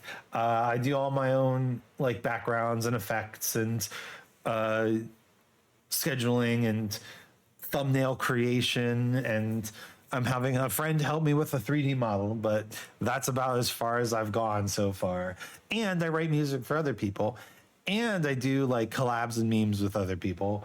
And I manage all my social media accounts, like kind of like 3D modeling. All those could be just one person's job. You could just have one person who's really good at art and makes thumbnails. That's their entire job. And then I'm just the front-facing arm of that person. And what that does is it reduces the amount of skill that I need to obtain before I can start contending with, you know, people who are also waiting for their moment of success, right? There's a lot of things that go into VTubing.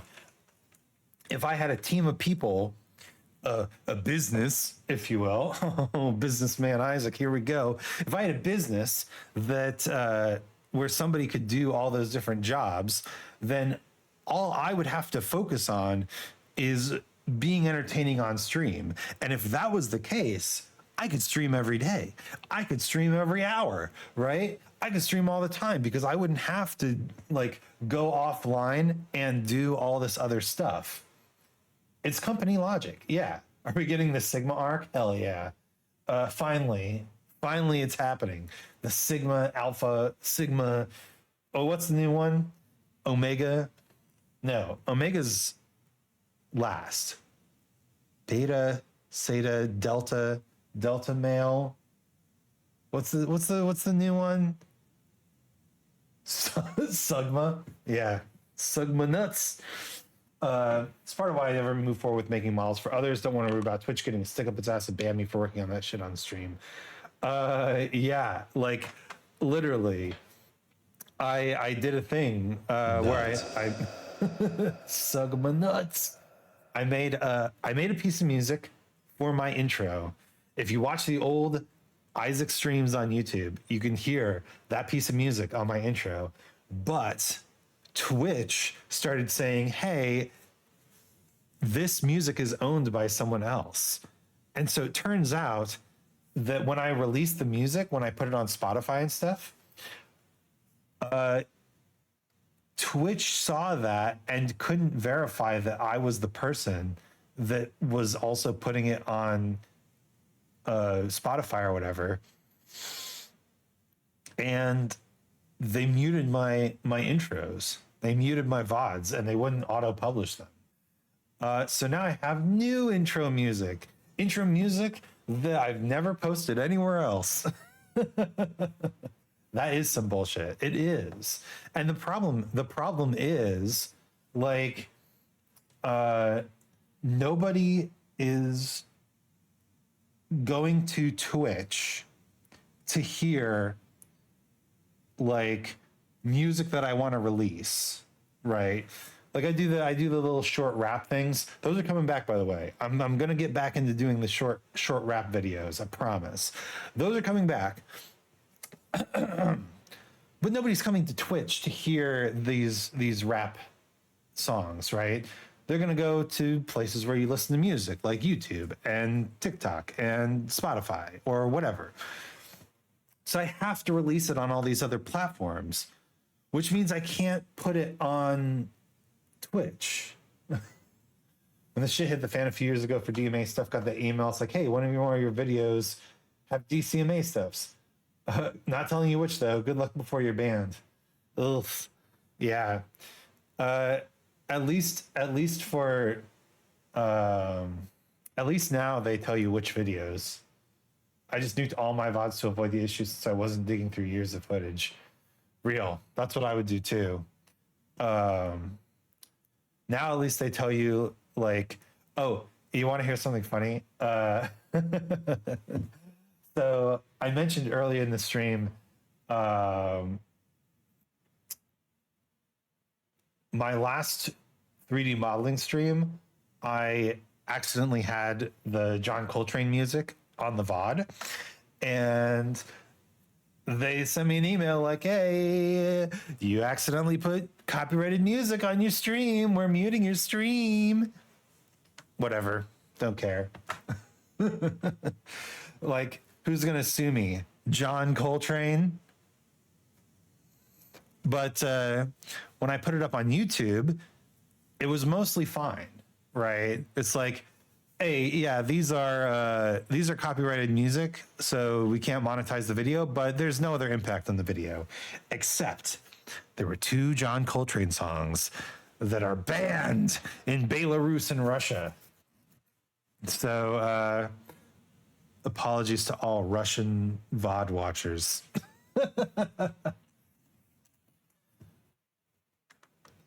Oh yeah, you can just keep your VODs up on Twitch even if they're copyrighted, because there's a difference between the copyright detection tool, which is what Twitch uses, and an actual claim, a DCMA claim. And as long as nobody's claiming your video, they can stay up.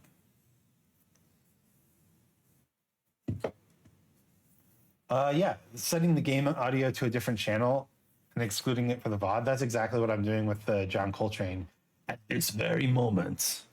I actually do that with all my music, but I don't even have to, really.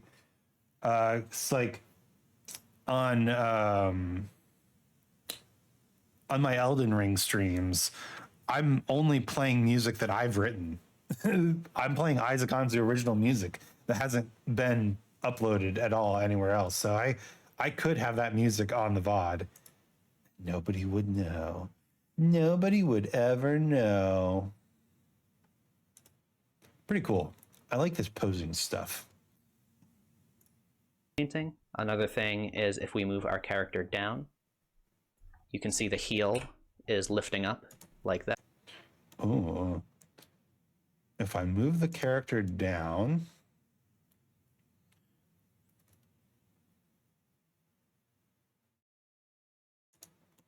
the heel is lifting up. Only slightly, though. That. And so I'll also fix that with weight painting. Another thing that we could fix is you can see when we move the arm, the collar right here is moving like that. Let's reset this and talk a little. Kingdom Hearts keeps getting copyright. I blame Disney. Dude, like, if you're going to have copywritten music in your game, have a stream safe mode. Yeah, the collar isn't affected by ours, but the poor shoulder. Look at that thing. I'm guessing, Mags, I'm guessing that now that I've linked the armature to the model, I shouldn't adjust the model. Like, what if I just made the model really skinny inside the arms? Would that fuck up the bones? If I post my music on Spotify, I'm gonna get clapped by my own songs. What the fuck? Yeah. Well, it depends. I'm using a service to do it. So,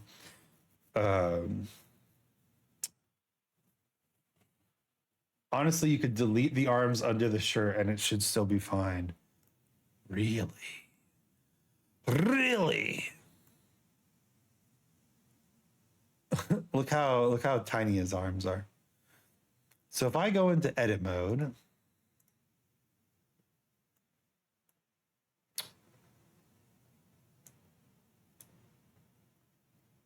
I'm still like looking at the armature. Oh, I'm on the tie. God damn it! If I go into edit mode, this still has the mirror modifier on it, and I just Scooby-Doo these arms.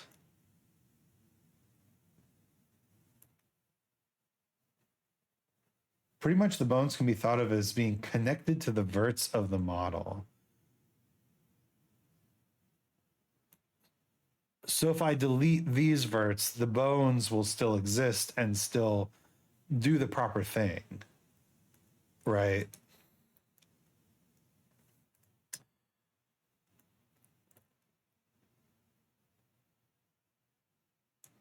So we could just take like this.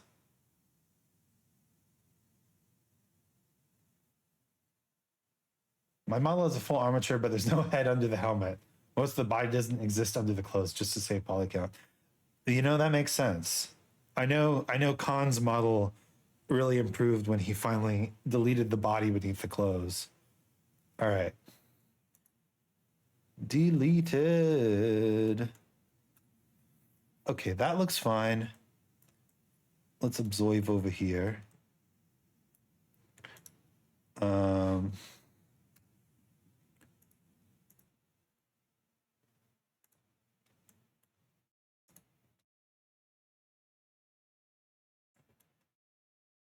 I guess we just do this again. That looks good.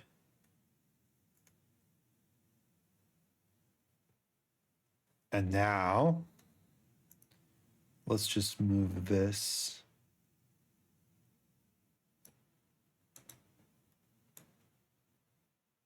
out a bit. Incredible. How's that look with the jacket, though? Beautiful, beautiful. No changes, no notes. Good. All right, turn the armature back on. Selects Go to object mode. Select the armature. Go to pose mode. Try it out. Hey, Mags, you're so cool. Look at that. It's working. It's working. Hell yeah. Hell yeah. Helps get rid of clipping too in some instances. Yeah, I think we're going to still have some clipping down here, but maybe we can fix that with weight painting, like you said. A little more about weight painting. To Let's do learn that, about weight go back painting. into object mode up here. You can hit Control Tab to go into weight paint right here, or you can change that up here. So now Control Tab. Pose mode. Wait, what? What do you do? How do you get there? How do you get there? talk a little more about weight painting. To do that, go back into object mode up here. You can hit Control Tab to go into weight paint right here, or you can change that up here. Control Tab. Wait, fuck. I gotta remember to be in Blender before I do this shit.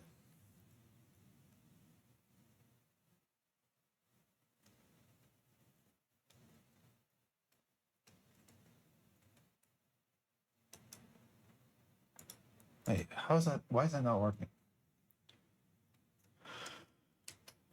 Is it the other Control Tab? No.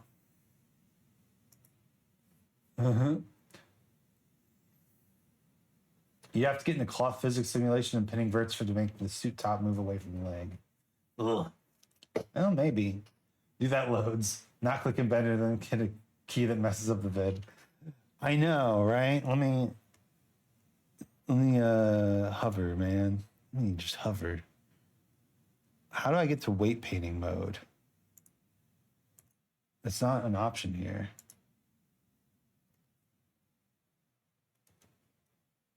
Control Tab. Nope. Shift Tab? No, that's not it. Control Shift Tab. Nope. Alt Tab. Alt Tab is definitely not it.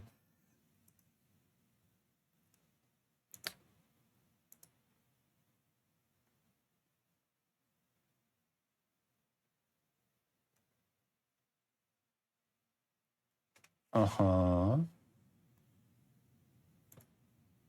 Surely we can close the rename panel. Here. So now we're in weight paint mode. To do that, go back into object mode up here. You can hit Control Tab to go into weight paint right here, or you can change that up here. Control Tab. That's what I'm hitting.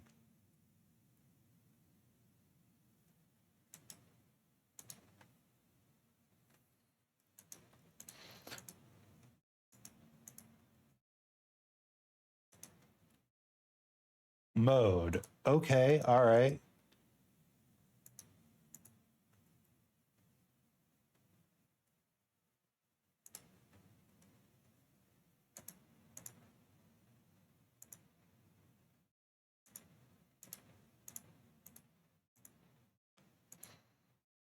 He's in layout mode. He goes to object mode.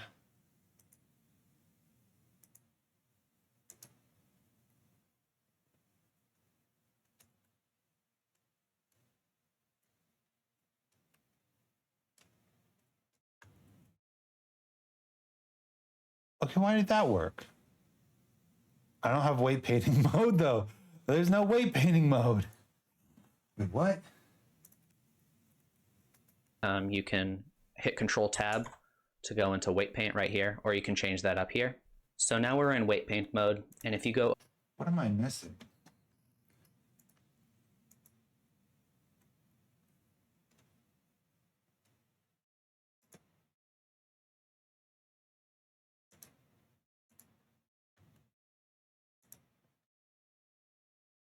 Object mode. Do I need the armature selected? Is that what he's doing here? Do that, go back into object mode up here. You can hit Control Tab Oh. to go into... Oh. He has a not armature thing selected. Holy shit. Weight paint. Wow. Okay. Sorry. Complicated ass software. Weight paint right here, or you can change that up here. So now we're in weight paint mode, and if you go over to object data properties, you can see we have all of these vertex groups right here. And these were created automatically when we parented the vest to our armature with automatic weights. And basically there should be one vertex group for each of the deforming bones. And if we click through these, you can see different colors appearing, and they're basically displaying the weights associated with the bone that you're selecting. So this would be the second spine bone, which I know is right here. The first one is right here. Blue would be no influence at all. Red would be complete influence, and anywhere in between is just partial, okay? And you would think that maybe you could just select the bones, just click them to select them, but you can't do it that way. You would have to just go through here to find the bone. There is one easier way though. And so if you go up to edit right here, you can see lock object modes. This is turned on, and it should be turned on by default, but you can turn it off. And what this lets you do is switch between different objects more easily. So right now we have our vest selected, but we can select our armature now with control and left click like that. And it'll just automatically switch us over to our armature, and it's in object mode. And if we click on our vest again, you can see it switches back over to our vest, but we're still in weight paint mode. So that's what it does. It makes it so that you don't really have to switch back into object mode like that. So basically it sets the mode per object. Yeah, no. So yeah, I'm going to control click our armature and change this to pose mode. So I changed it to pose mode up here, and then we can just select our vest again. And I just left clicked it. But if that doesn't work for you, you can also select your vest over here like that. So now that we're in pose mode for our armature and weight paint for our vest right here, it will actually let you select bones. I can just control click the thigh bone right here, and it will display the weight. It will also allow you to pose while you're in weight paint mode. So I can just control click this bone right here and shift click that other controller bone. And I can just move both of the legs up with G. So I can just control click the thigh right there. And up here, you have active tool settings like that. And you can just change your weights over here that you're painting. Got it. So what we want to do is go to pose mode and grab our two bones, move them up. I mean, that's not bad. That's not bad. It's pretty good. Move them forward. Yeah, we're still getting some clipping. And he's definitely going to need a sitting pose, right? Painting on. So if I start painting, you can see that it's adding weights, and I don't want to do that. I want to take weights away from this bone. So we can turn the weight all the way to 0, and we can start painting. But what I want to do is make sure that when I paint this side, the other side is affected also. So to do that, we have this symmetry option, and the one you would want. Okay. So let's back to object mode, select this. Back to weight paint mode.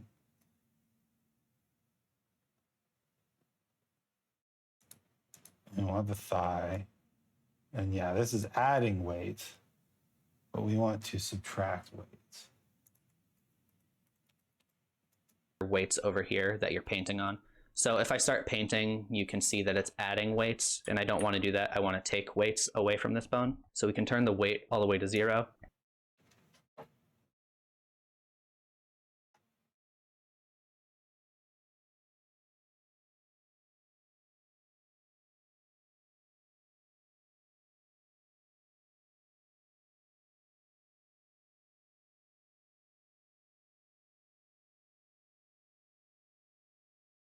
And we can start painting. But what I want to do is make sure that when I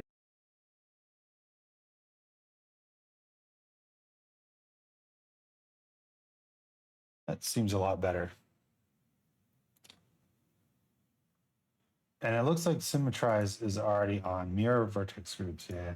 Paint this side, the other side is affected also. So to do that, we have this symmetry option, and the one you would want is vertex group X. You could also mirror it with X like that. Vertex group X, I believe what it does, you can see this has .L next to it. So I think what it does is it looks for the one that says .R, so thigh.R, and will apply the same weights to it like that. I believe that's how it works. We also have this other option that I like to use called auto normalize. So I think what auto normalize does is it kind of looks for two bones that are sharing influence over the same mesh like that. So you can see that the thigh bone and the spine right here, they both kind of share influence over this spot. And it makes it so that if I was to add influence here, it would take influence away over here like that. And so it should make it so that... Shh, Joey, shh. Joey, calm down. I'm busy. That seems good.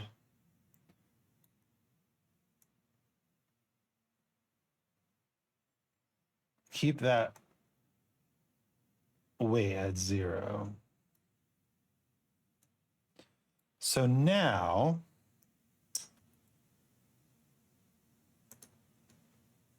go back to the armature.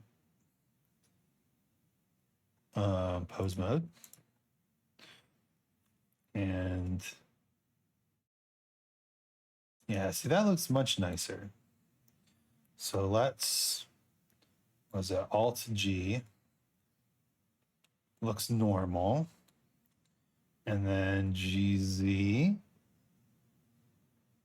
Yeah, see, that looks nice. Let's check the back.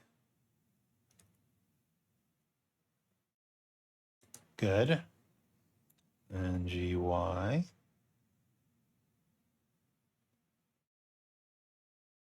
Don't push it back too far. That's the lesson I'm learning. All right. GZ. GY. Looks good. Looks much better. Okay. What were you talking about, Joey?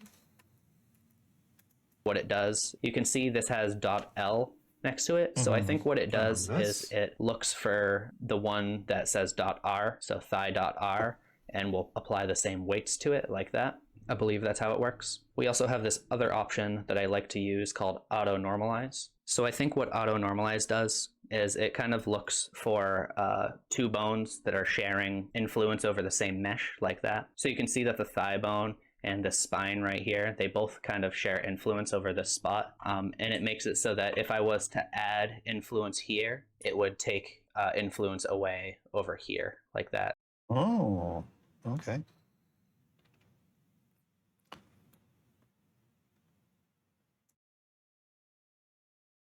Cool. And so it should make it so that two bones can never have full influence over the same thing. So I like to turn that on also. So I can just select our thigh now, and once again, make sure weight is down all the way and strength is up, and you can just start painting over here like that, and you can see it's affecting the other side too now.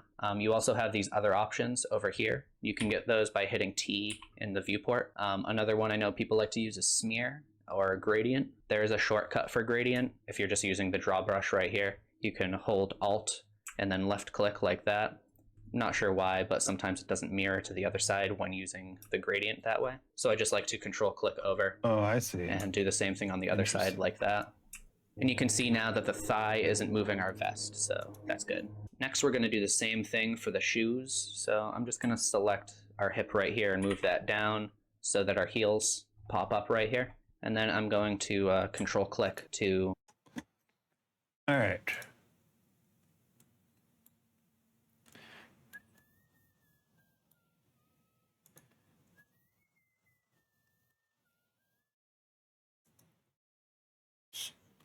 Drop them hips.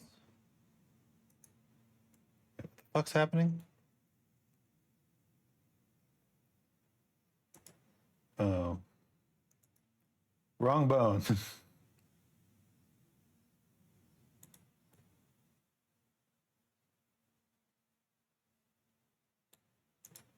select the shoes and switch into weight paint right here. And we can just select this foot bone right there. And once again, I want to make sure auto normalize is on.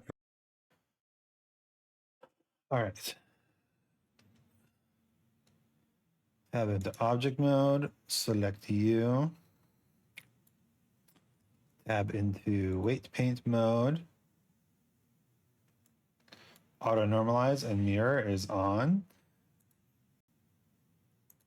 Vertex group X, and I'm also just going to turn this on too. And then we can just start painting, but you can see it's going to be taking weights away like that. So I just want to turn the weight all the way up like that. And this is the foot bone. Sure. We can work on the right side, I guess. Now, what am I saying? We need foot L.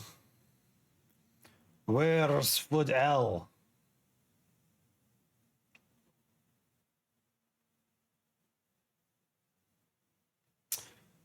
There you are. Okay, cool.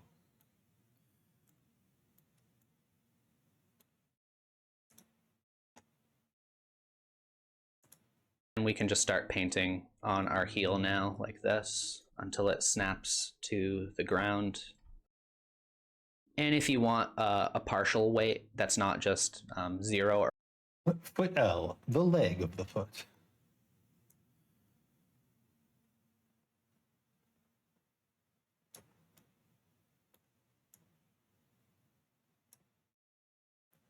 That's what I'm talking about.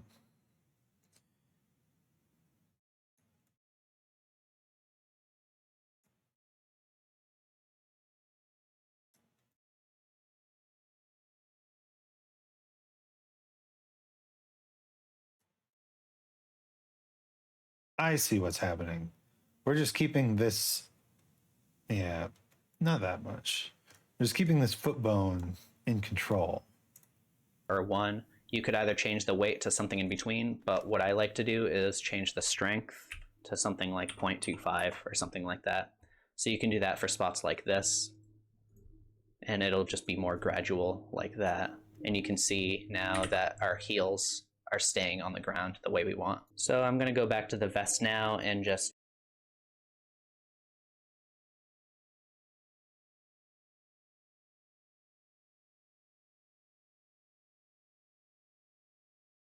Pose mode.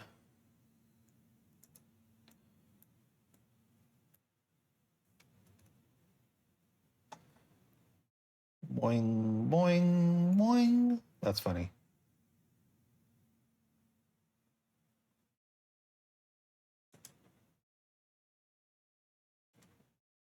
Up you go. Actually, what am I doing? Alt G. That's how you do that. fix up our collar real quick by selecting this bone right here. And now it's not moving it, so that's good. And when you're done weight paint, Yeah, okay, so let's make the jacket let's make the jacket work better. So we want to not modifiers, data object properties. We want to find the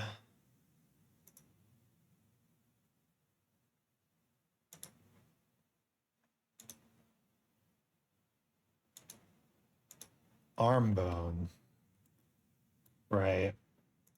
And we want to remove some weight from it so that it's closer to this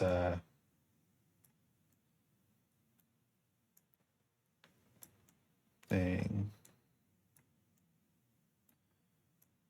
I guess this would be easier to do if it was deformed, wouldn't it? So let's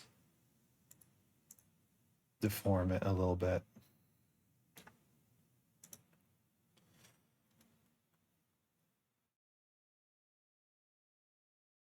On everything but the y-axis.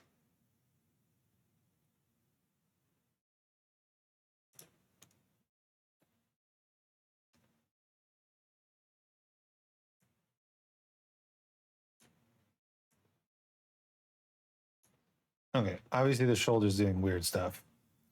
But now we can tab back into object mode, select the jacket, go to the weight painting, and do actual things here. Yes. Yes.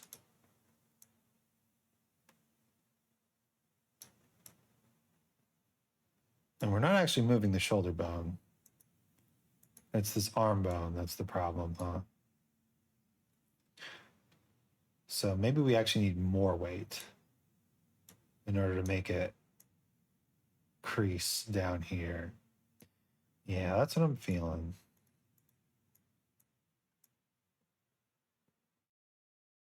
More weight below, less weight above. Ooh. Undo that. Zoom in.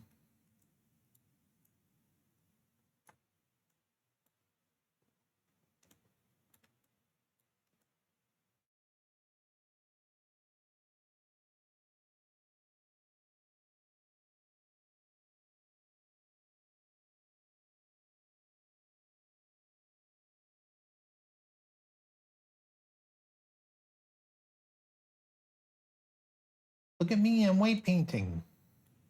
Look at me, Mom, I'm weight painting.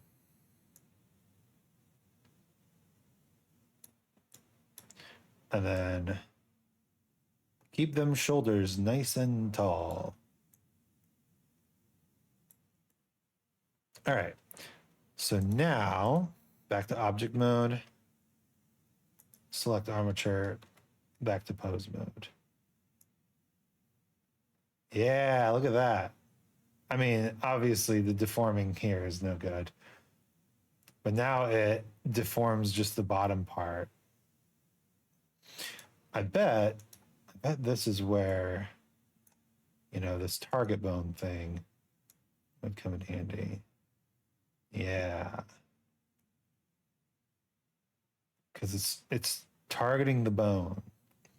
Makes sense. Back to normal with you. Okay. Painting, That you feels should good. just turn lock feels object good. modes back on like that. So now we have our character successfully rigged. Turn off wireframe. And if you want to, you can turn off simplify too, but it might run a little slower in the viewport. So I'm going to leave it on, but I'm just going to turn it up very slightly. And I'm also going to go into look dev mode so I can see our character a little better. And I'm just going to explain a few posing tips for you. So you just want to select your armature and go into pose mode. So the first posing tip I would like to talk about is good for things like fingers. So if you select all of the bones in one finger and you want to make them curl like they're curling into a fist, it's a lot easier if you switch to individual origins for the pivot point. And I just got there by hitting period, but you can also do that This up is a here, I recap believe. of the stuff that And he was talking now about when last I time. rotate that on the local x-axis The with animation R video, which and we then should X probably watch twice, again. you can see it will kind of curl like that. Which and I this should is probably watch useful again. for making fists really quickly. You can just select all of the bones like that, all of the finger bones right here, and just R, X twice, and just curl your hand like that. And that seems to only work if you're in individual origins. You could also do this for the spine or things like that too. Another thing is that if you have all of your bones named correctly, like we did, where they have the .L and the .R, it will allow you to flip a pose. So I'll just go through and pose my character in like an asymmetrical way. To flip the pose, you can just hit A to select everything, Control C, and that will copy the pose. And you can hit Control V to paste a pose if you want the same pose on like a different frame or something like that. But you can hit Control Shift V, and that will flip your pose like that. So now we have our pasted pose and our flipped pose. I could go to frame 0 and insert a keyframe for this. The same thing at 40, like that. And on 20, paste the flipped pose right here. And obviously this is only like 3 different keyframes, so it's very simple. But in like no time at all, I made this very simple dance. And if you would like more like quick animation tips for things like this. Like if you just want a video about like how to make your character dance or something like that, let me know in the comments, because I think that could be a really fun video. I guess another quick tip is that if you plan on rotating your entire character's body, you could just move your root bone like this. So this would allow you basically to move the root bone if you want to make your character do something like jump, or if you wanted to rotate their entire body to make them do like push-ups or things like that. And this is one reason also why people say you should never turn off inherit rotation, is because now it won't inherit the rotation of the root bone properly. If you don't want to turn this off, that's definitely something I'll talk about more in a future tutorial. All right, I think this is where we'll stop for now. In the next rigging video, I'll talk about how to make an advanced foot rig that can pivot from different spots. How you doing, Isaac? I'm doing great. Did you know we did it? We got through a tutorial. Oh my God, 40 minutes, only 2 streams. Incredible. Absolutely incredible. Much the learnings. Thank you. Thank you.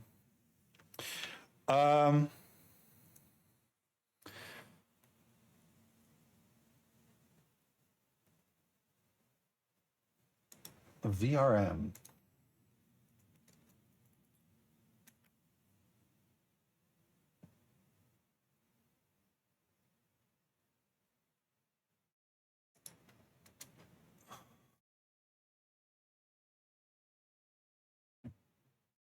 VRM. I see. I see.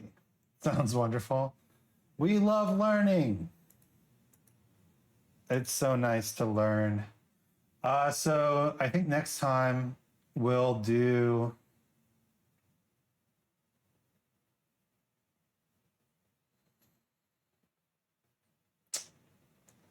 we've done so many of these now. We did the geometry nodes for beginners. I want to do more geometry nodes, but maybe not next. I think next we do easy mouth rig in Blender. There's also easy walk cycle. But we can also just fuck around and pose this guy now.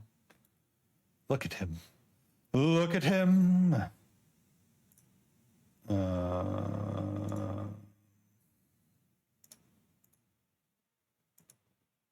Look at you. You. Impossible, watchable. Your time is now, your insides. Oh my God, wait. He's got a hole in the back of he's got a hole all the way through his neck. Wait a minute. I think I see something wrong here. Oh no. Let's go to edit mode. Let's select the body and go to edit mode. The mirror wasn't applied right. Do you have a subdiv with that? Yeah, of course I did. Yeah, you can see. Can you only see the way? So can I fix this in the mirror? Merge mirror above subdiv. I have the mirror above the subdiv. I need my merge higher. There we go. Let's just check our boy. You just select that edge and push them together. Well, so here's a question for you. I have the mirror and subdiv stuff on here. Now that I've kind of finished the modeling, yeah, otherwise this so I shouldn't be applying modifiers whenever I want, right? I should keep these modifiers here. Ugh. Okay, turn the jacket back on. Nobody wants to see your weird body. Nobody wants to see your weird body. He's gonna cry because I told him his body's weird. Sorry, guy. I'm sorry. Let's go to pose mode in the dark. What pose should we do for this guy? Let's just practice posing, right? We can do the thing that Mr. Joey Carlino talked about, which is highlighting all the pose bones. Bone visibility in front, please. You can never take them off if you don't want to. When you export a file as an FBX or something like that, the export menu asks if you want to apply. Oh, I see. Interesting. All right, let's try the thing that he talked about. So, individual origins rotate on local x's. Oh, that's the wrong way. My thumb is a little bit off. Wait, so does that mean we should be bone rotation? Where's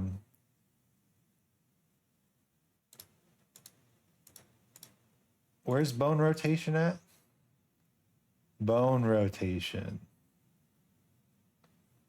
Let's go back to the video. Bone roll. Applies to mods only. What's the lesbian hands pose?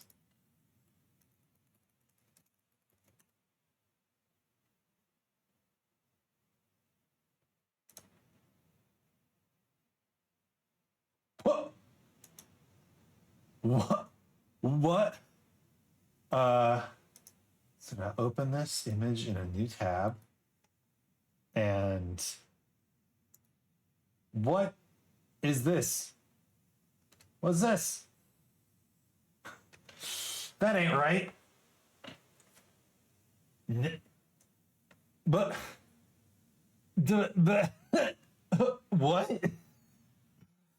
Wait a second, that's not the pose. What? This is just lies.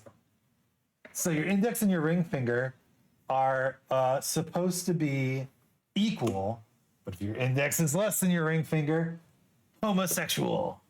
What if your index finger is longer than your ring finger? That's how my hands are. Bisexual, obviously. What the hell is this?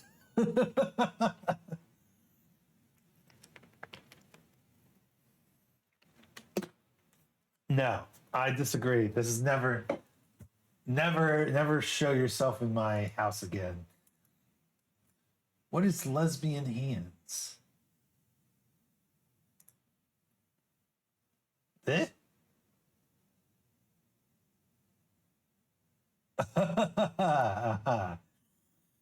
Sorry, Ray. The auto term doesn't like the term "fuck the lesbian shit." Last time I remembered, I liked women. Oh well, it is what it is. If your pinky is longer than both, you have to be exterminated. That's right, because you're not of this world. The pose library thing. Okay. I'm not going to answer that, so I remember to look at it later. You finally got auto-modded. Incredible. What is the lesbian hands? Lesbian hands? This thing? Lesbian hand pose. Oh, this thing? The I'm a Luigi #1. Luigi hand pose. Yes, I meant Luigi hand pose. Of course I did. This famous image of Luigi saying lesbian in sign language. Oh, bisexual sitting. We should do a bisexual sitting. Wait, I need to hold Leg up. movement to rotate these. Make sure you're back in edit mode. You can hit the N side panel right here, and there's this roll option If you want to roll multiple bones at the same time, No, my thumb is rolled 69 degrees. But we can't have that. Because in pose mode, it is going the wrong way, as you can see. So it needs to be like 45 degrees. Damn. It was 69 degrees and everything. So 69 minus 45. Zhooba-dooba-dooba-doo. 24 degrees. Pose mode. Please tell me that worked. No, it made it worse. Edit mode. What if we added 45 degrees?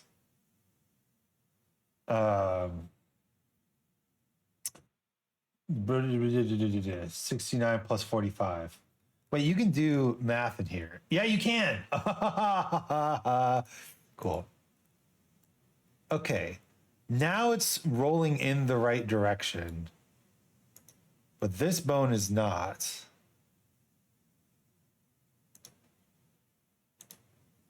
So we need 114 degrees on that one too. Wait. More? There we go. Is that John from the Garfield show? Yes, you've nailed it. John Carbuncle from Garfield Incorporated and Friends is here to take your lasagna away. You've had enough. I'm sorry. I'll say hello, Soppy92. Sorry, John. I'm sorry, John. We didn't mean to do this to you. Okay, so now if I go into pose mode, let's test. Select all the finger bones and rotate them on individual x-axes. He's angry. Look at that. Edit preferences, add-ons, pose library. I already have it selected. Nice. Make John Fortnite default dance. Well, first off, I made this to be Mr. Generic Businessman, not John Arbuckle. Let's just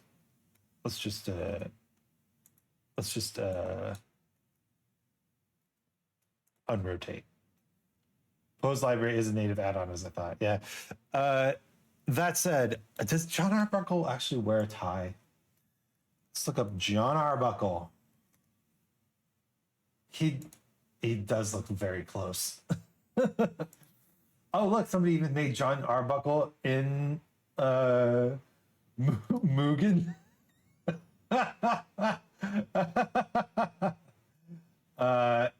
Yes, very good.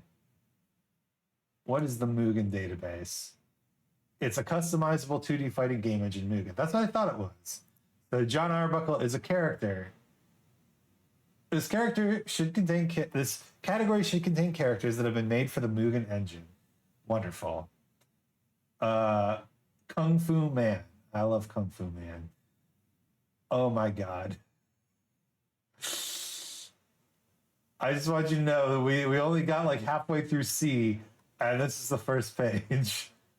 Okay, we can look at what Applejack. Oh yeah, Applejack, an Earth Pony. Earth Pony, the main protagonist of My Little Pony. Yes. Yeah, remember Mugen? Do you know Mugen? It's a fighting game where it's really easy to import fighters. You confess that you watch MLP? Popular pages. Oh my God. Hold on. There are versions of this character available that don't have their own branch articles. My God, Mario, you are so popular.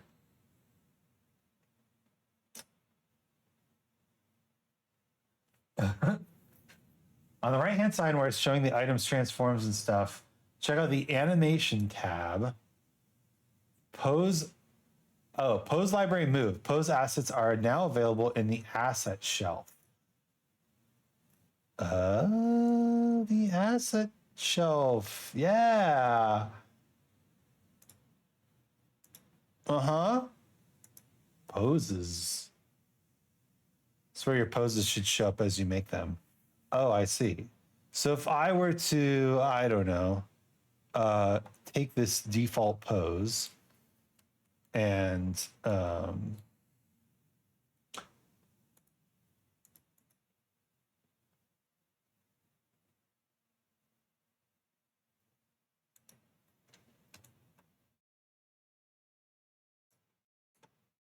no, add to pose library.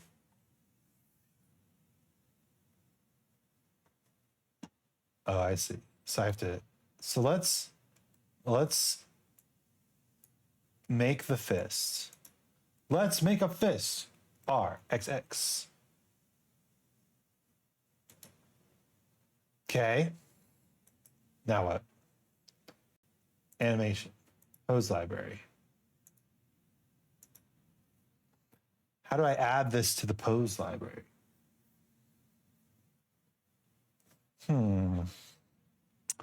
Do.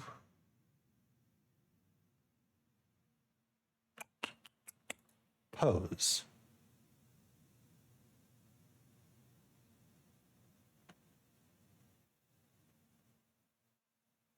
Do you have an asset library made up? It might not work without yet.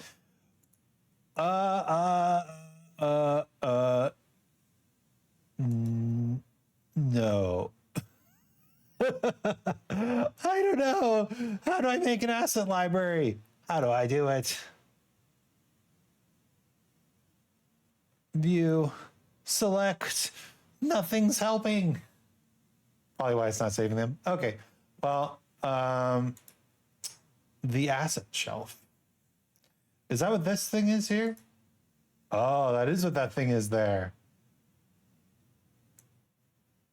Okay, goodbye. The video does explain the stuff. I see. There are so many versions of Mario, but also there's Ronald McDonald in this fighting game. One of the best known fighting Mugen characters. Donald doesn't really need an introduction. This Ronald is both the original and arguably the most famous version of them all. Wow.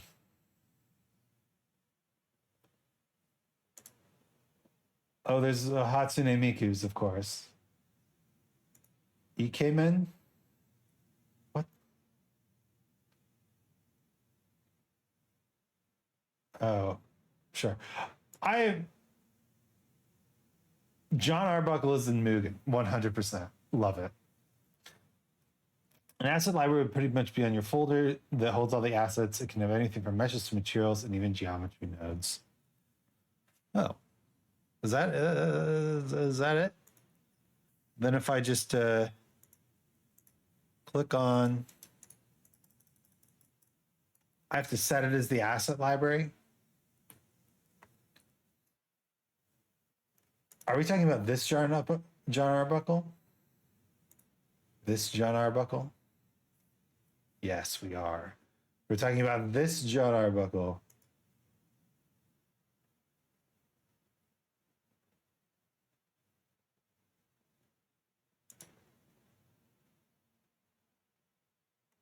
Why is there an official 3D John Arbuckle? I kind of hate it. I can't remember all the stuff right now. 3:30 a.m. nearly, and about to go sleepy. Oh yeah, well don't worry about it then. We'll do asset libraries sometime soon. I just want to put this guy in a goddamn pose. I want this guy to get in a goddamn pose. Now that my bone roll is fixed, how about we do like a jumping attack pose? Like let's make him look almost cool. Eh? Oh, uh-huh. Okay. So one of the things that he said is we can rotate this on the X slightly. Oh, and you can see the bones that are not rotating alongside it. Right. And that's fine.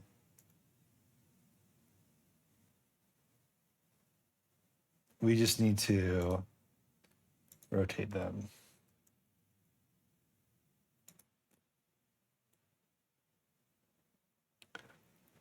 He's doing the Michael Jackson lean now. All right. First off, move that up so that we grab this. It moves in that way.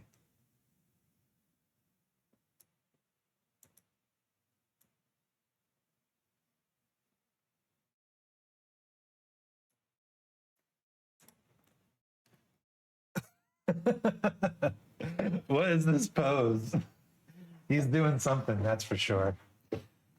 Yeah, let's rotate, not on the X, on the Z. Let's rotate this a little bit.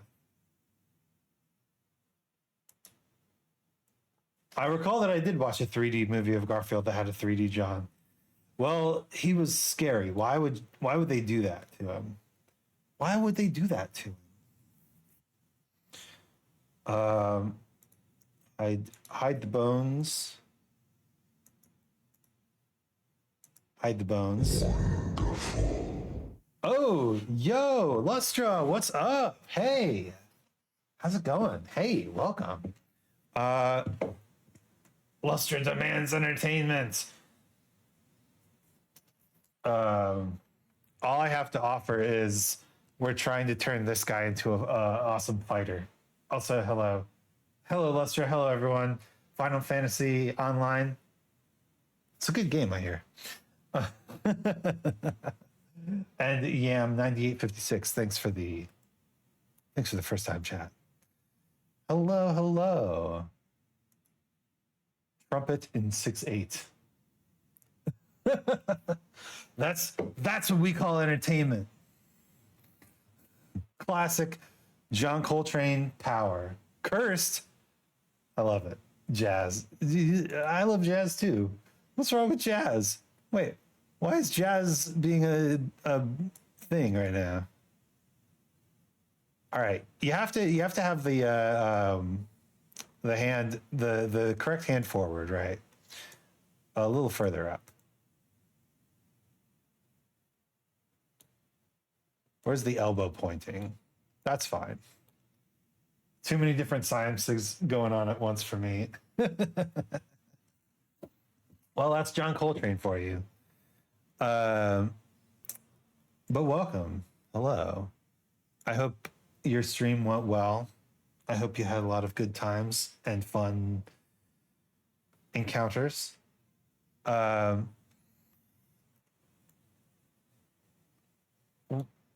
don't even have a name for this guy yet. Any suggestions for a name? Any suggestions for a name?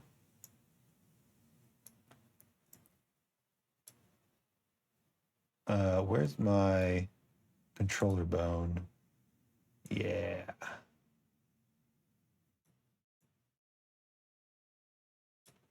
Belphegor? Wait, that's pretty slick, actually. Belphegor. Are we standing Belphegor? This bone needs to come in and down and a little bit back, huh?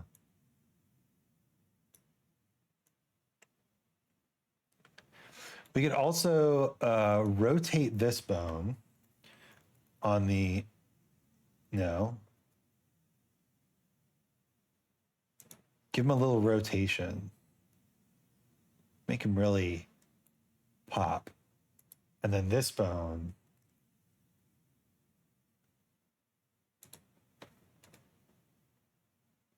Rotate it until he's looking forward again. All right. Belphegor is ready to fight. Belphegor.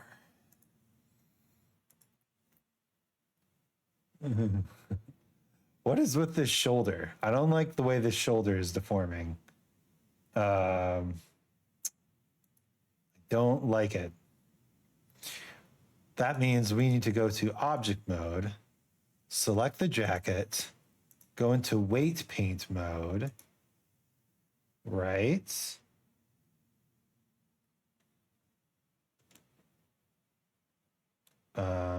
And we need arm R. Oh, we need that on too. Yeah. Look at that. It's just is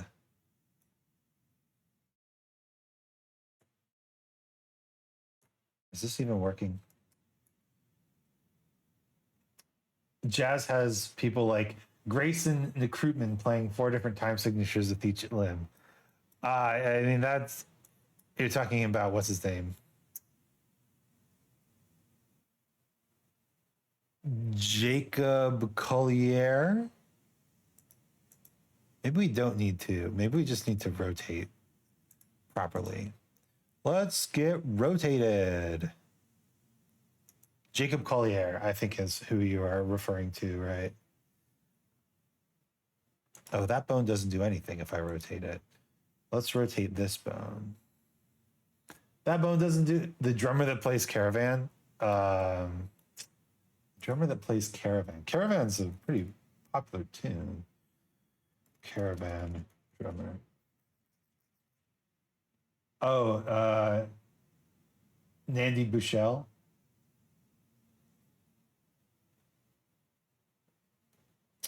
Buddy Rich.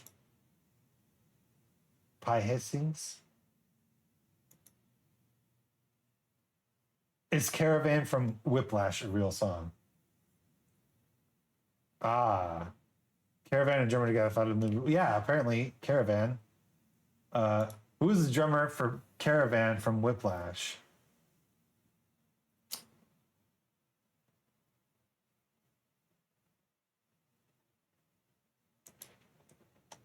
The only jazz song I can completely play is Take 5 by Dave Brubeck. Well, that's got a weird time signature too, right?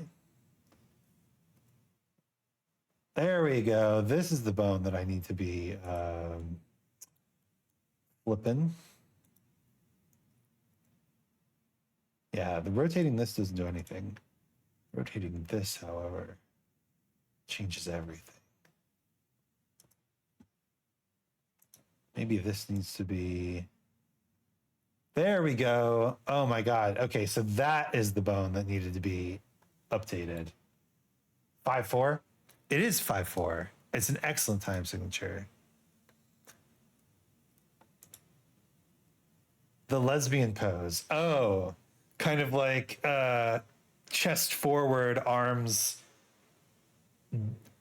down, palms out. I see. And then bisexual seating. Yes. Well, I know bisexual seating. I'm sitting that way right now. I'm doing it at this exact moment. I do love Take 5. But if you really want like some crazy stuff, you got to look into freeform jazz, avant-garde jazz. Ornette Coleman is his name. Ornette Coleman. Dang, he's still alive. Hot damn. Ad. Oh, shoot. Ads.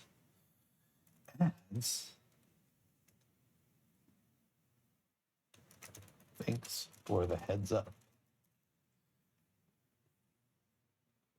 We'll put Firefox on the screen so they know what I'm talking. I'm talking about Ornette Coleman, baby. Ornette Coleman. And back. Okay, cool. Ornette Coleman. At least it was a short ad, huh? one of the most beloved and polarizing figures in jazz history. Now celebrated as a fearless innovator and a genius, he was initially regarded by peers and critics as a rebellious, disruptive, and even a fraud. Oh God, that's what I hope.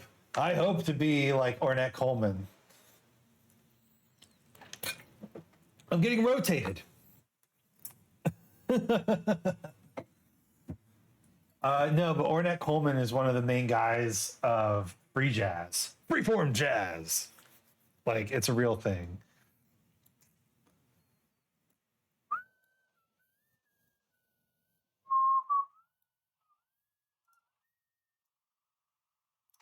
Let's put that hip up.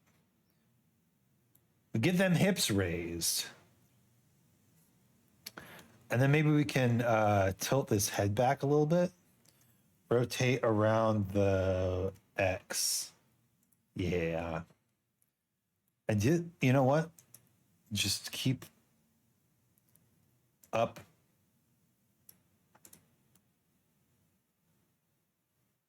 So then we have to kind of pick an angle, right? One of the things that one of the things they don't tell you on the internet, angle's so important. So we actually need to rotate this bone again.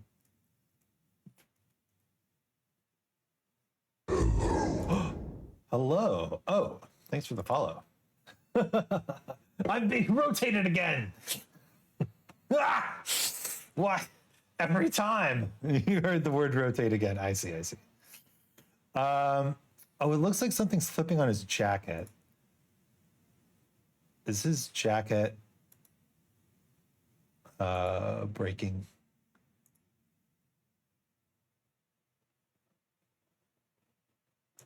It looks like his jacket might be breaking.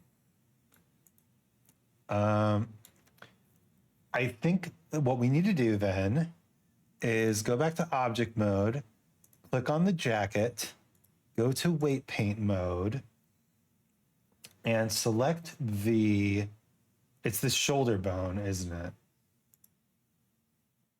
The left shoulder.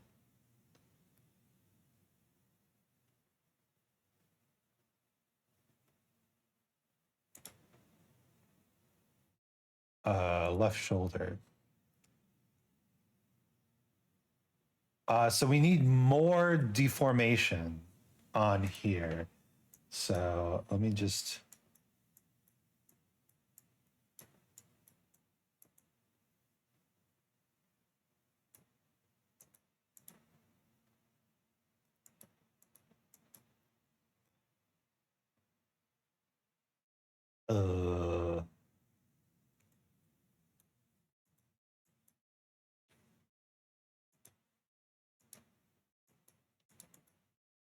Why isn't it doing the why isn't it doing it on the layer that I wanted to? Advanced, front faces only, vertices that face the viewer. Oh, do I need to paint on the vertices? I do. Which means we need to go into X-ray mode so I can see these vertices better. What if I turn off front faces only? No, that's not right. Because now the back is going to start getting weight painted.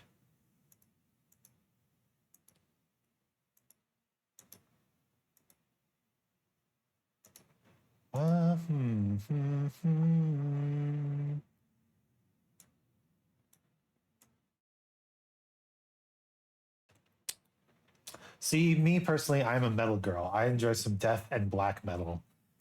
Nice. Do you have any artists you'd recommend? I'm always interested in. I'm not particularly into modern metal. I really like some of the older stuff. Like I grew up on Black Sabbath, which I think is still one of the best. For death metal or for black metal? Oh God. I don't know. How old are you?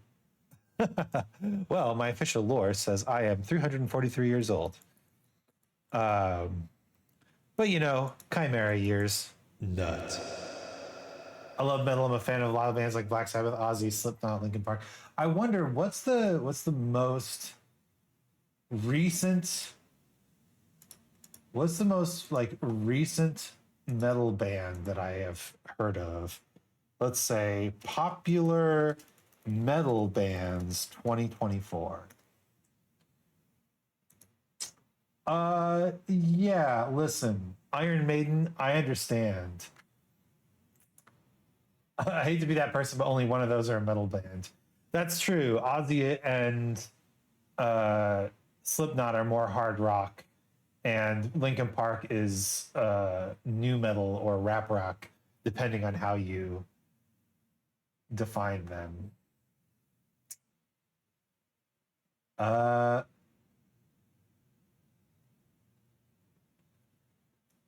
Five Finger Death Punch.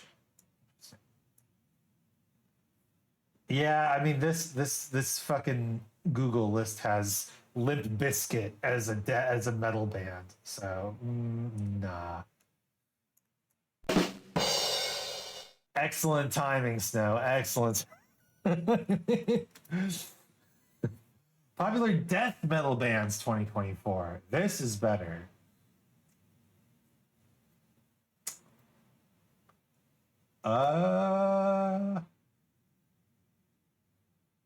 Looking.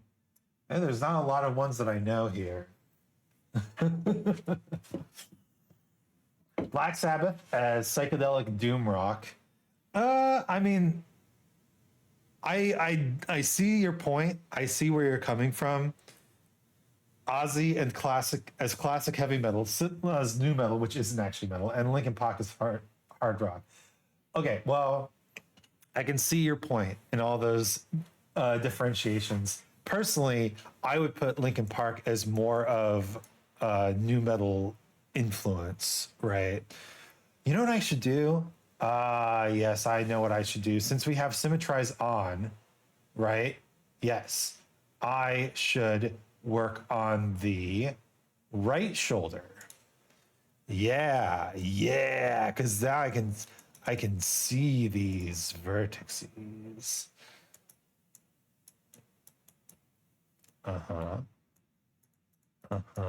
Why are you not doing the thing? Oh shit. I had the thing off. We don't need this. I'm just undoing until we get that gone. Okay, good. Phew.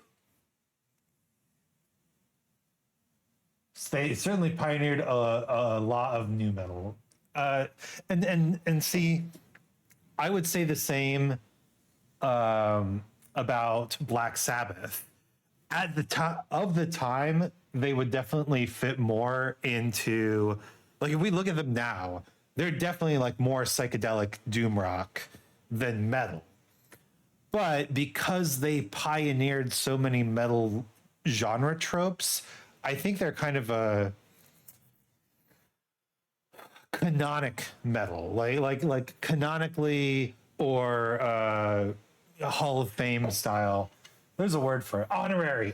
That's the word. Thank you. They're an honorary metal band, just like Linkin Park is an honorary new metal band, even though they're kind of more like rap rock, right? Or what did you call them? Hard rock, rap rock. Yeah, pretty much. Rammstein is industrial metal. Ghost, ABBA with distortion. I like that description. Pop rocks. Yeah. Marilyn Manson and Rob Zombie. Are they really classics now? Good Lord. Children. No. I have to say, I'm reading through a lot of these death metal things. Oh, we want the front faces only. Right? Yeah. And now we want to look at the right shoulder. Okay. Right shoulder. So now, oh, I still have, that's why. I still have X-ray mode turned on. So now I should be able to go here.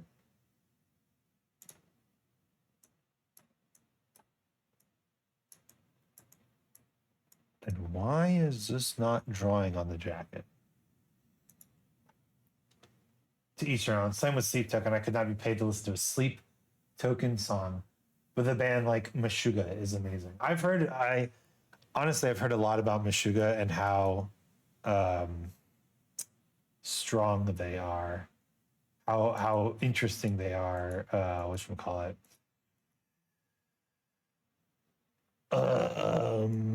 Musically. Why the fuck did I struggle to remember that word? Wild. Why is this not working? Am I not in the right mode? Oh, I'm in the right mode. Shoulder, jacket, smear.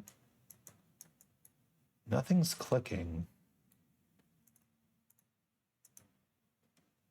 Oh, Jesus. Okay, well, that works. Why does that work?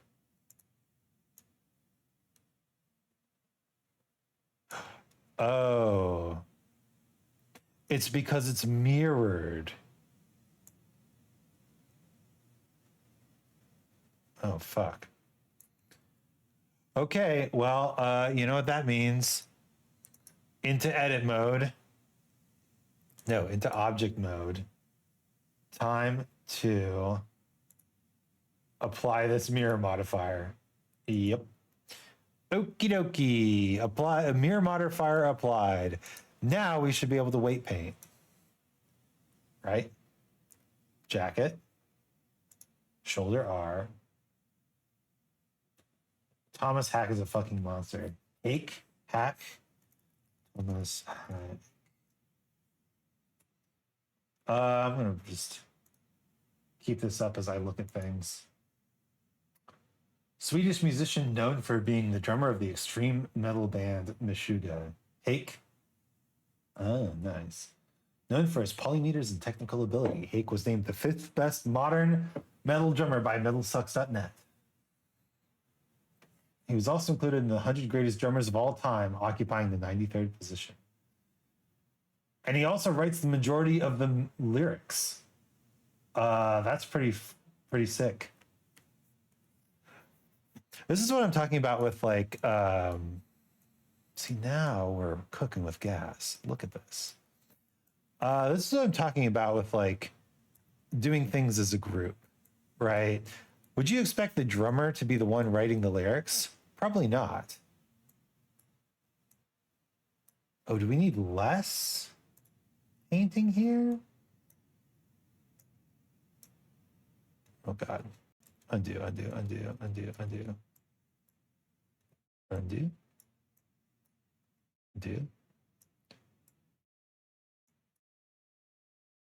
And yet, the drummer can write the lyrics. He plays 728 on kick drums, but plays 6/4 with his arms. The man is normal. 728.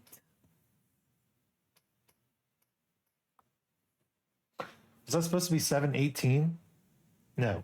Wait. 18 isn't a time signature either. 728 time signature. 728 time signature.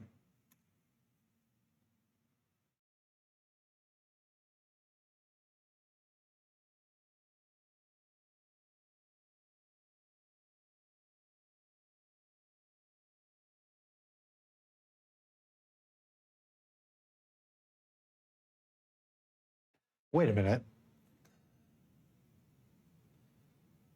Anything can be a polyrhythm if you try hard enough.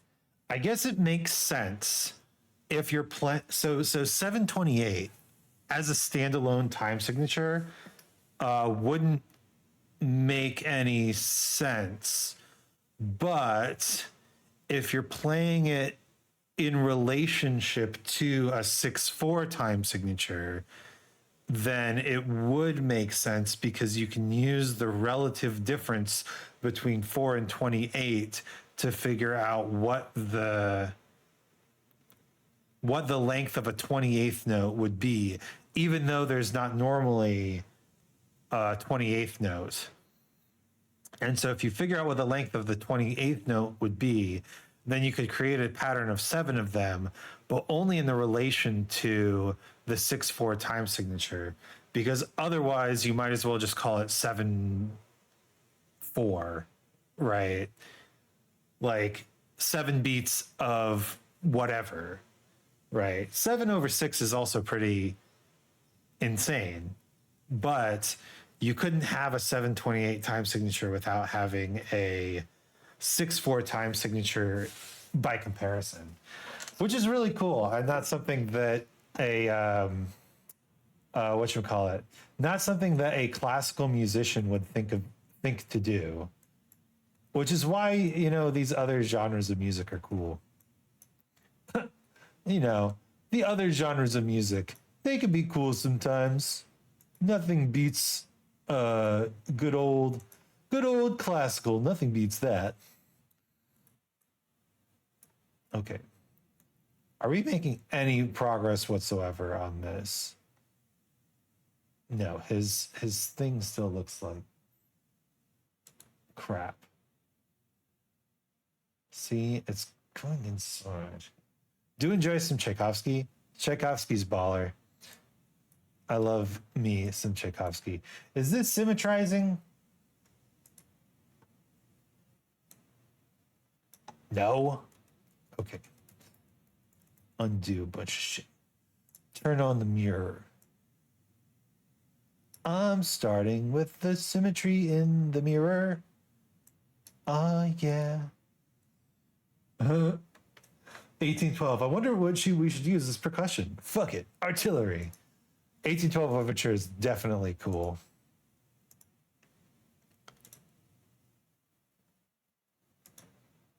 Oh, shit. I messed up again. Okay. Mirror first. Now, turn off. Get rid of some of the weight here.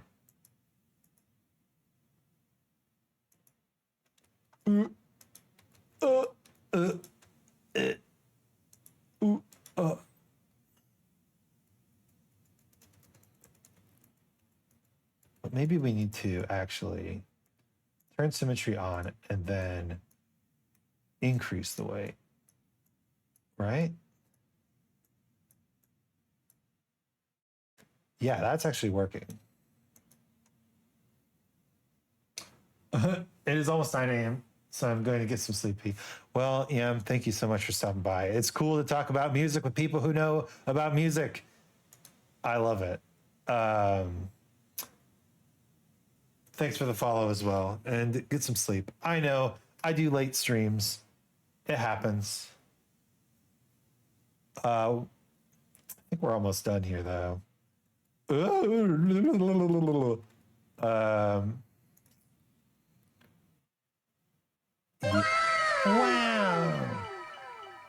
Head pats. Why, thank you. Okay. His jacket looks slightly better. We've still got some clipping going on.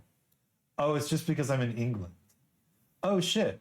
Well, I'm in Germany, so it's 10 a.m. right now. I should have realized. I'm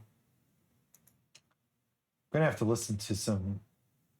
Let's go back to here. Just turn on Tom Hake drum solo, or Thomas Hake, I guess. What we got?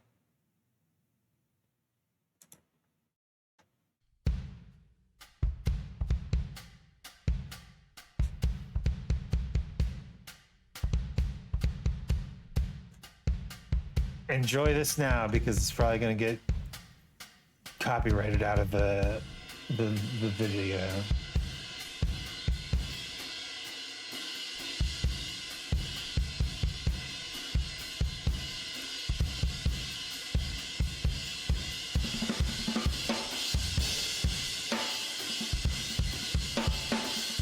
Nice.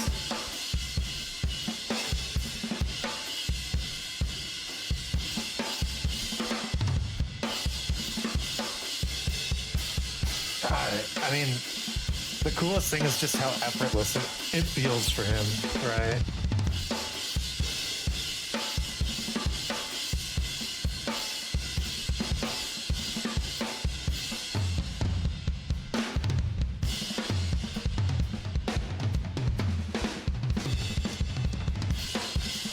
Nice.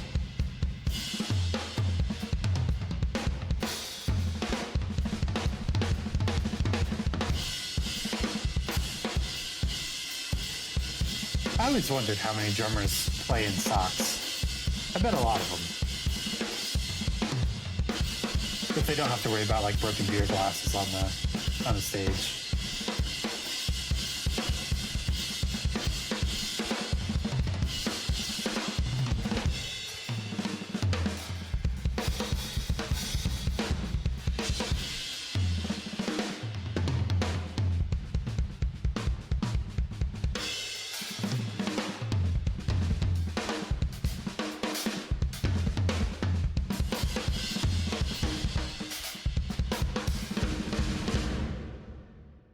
Wild. That's really cool. What a guy. Thomas Hake. For a more comprehensive list, see Meshuggah discography.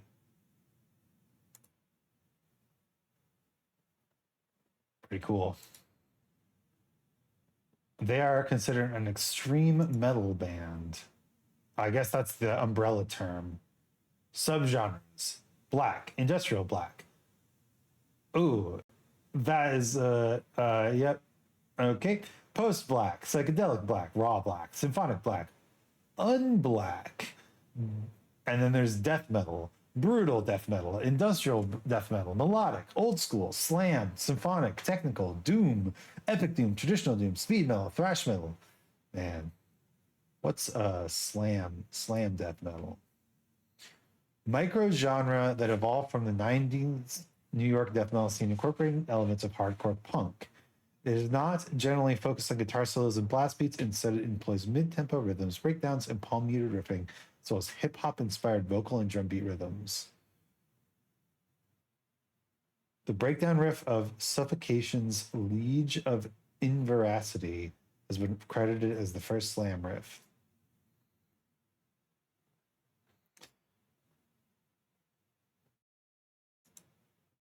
Cephalotripsy is an American slam death metal band. Wild. Yep, can't say I know who they are. Sometimes I doubt Mick Gordon did make the song out of chainsaws or lawnmowers. Radiant Gaze is my favorite because it's where I took the juice. Where the I love juice lyrics come from. I love juice. Radiant Gaze. I love juice.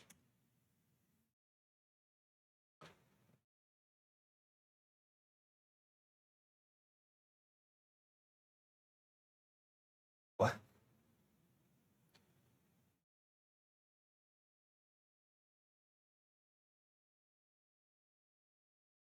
I have no idea what you're talking about, right? I don't know. I don't know what's happening. Wait, I just played the drum solo over John Coltrane. Okay, sorry about that. We should probably call it here soon, huh? Oh, it's the misheard lyric. Who's Radiant Gaze, though? Are they a band? I don't see them. They're no band that I know. Let's just add a light, shall we? We're in object mode. Oh, Radiant Gaze is the Meshuggah song.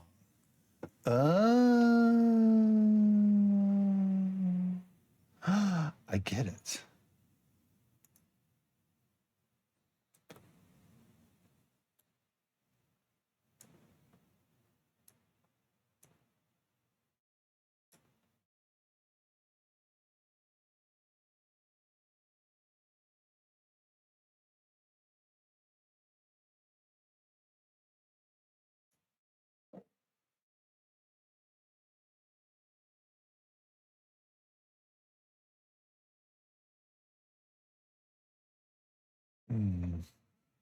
Where's my light options? We need more power.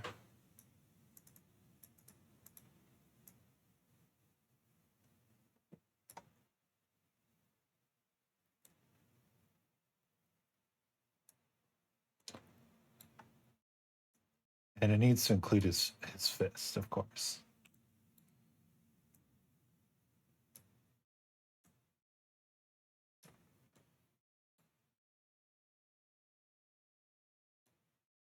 Yeah, that's nice.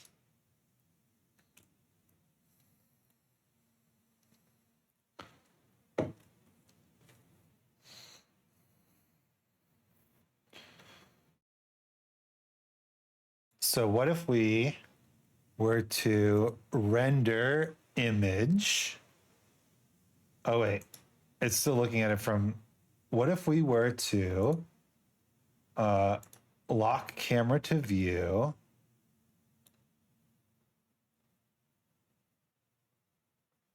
What if we were to add a camera? what if we were to add a camera?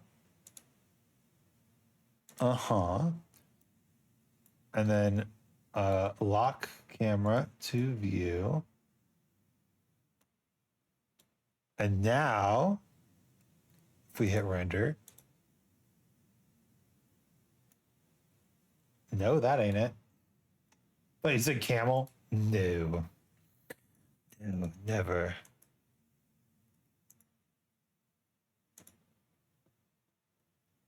Oh, we have a camera. Oh, I see.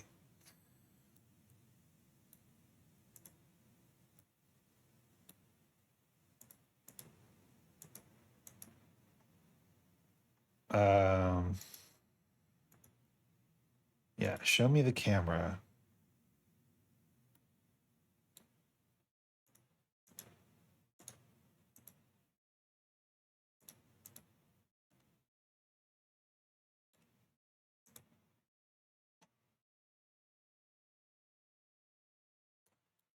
How do I do this?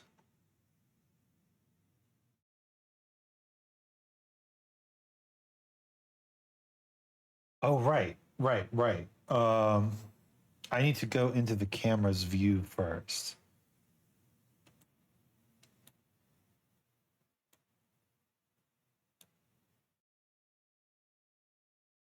There we go. So that looks good. Change that. Now, one thing I do want to adjust with this pose is, so let's go to armature pose mode. Show me the bones. Can we turn this hand? I think we can. We just turn this bone here. Get rotated. Yeah.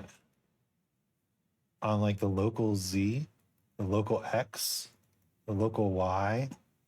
There we go. So rotate on the local Y. Perfect. Perfect. Turn that off again, turn that off again. Go to camera view.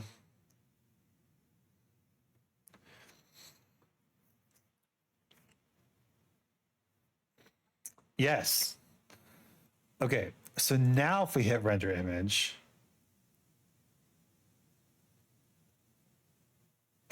where is his hand? Where's his body? Did something, oh, there we go. For some reason, the body camera was off. Render image. Holy shit. There we go. All right. Save as. Let's put this in my visual assets folder. What do we call this guy? PNG.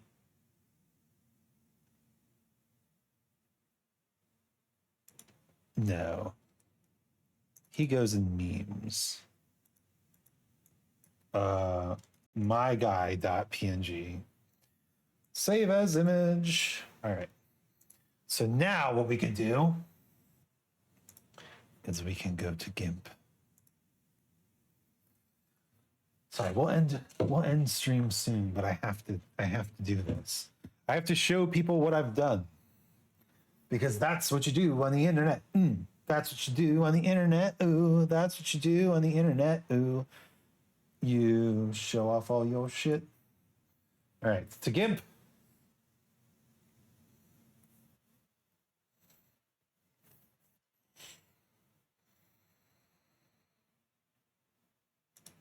Oh my God, it's taking forever. Why are you taking forever? I even had a screenshot of this guy's skeleton saved for my thumbnail for this time, but I didn't use it. Oh well. Memes.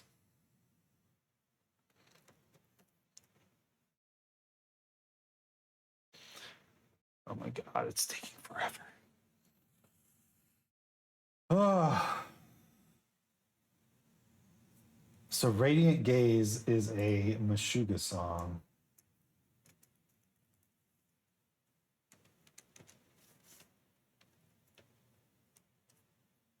Radiant Gaze.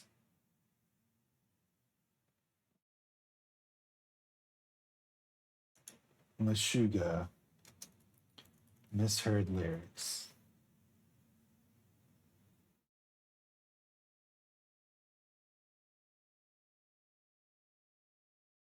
Oh, I see.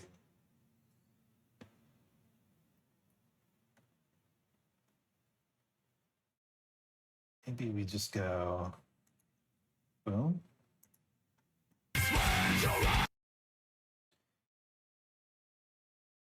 Uh-huh.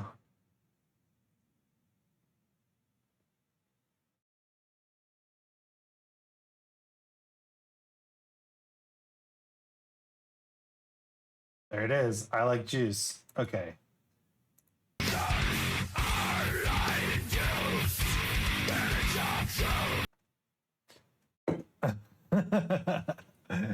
Okay, I like juice. We heard it. Wild. Okay, open. So we are going to open this meme. Perfection. I'm going to open this guy.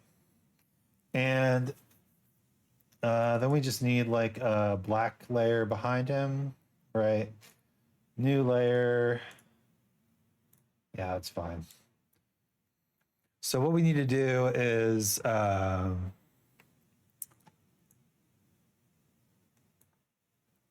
fuzzy select.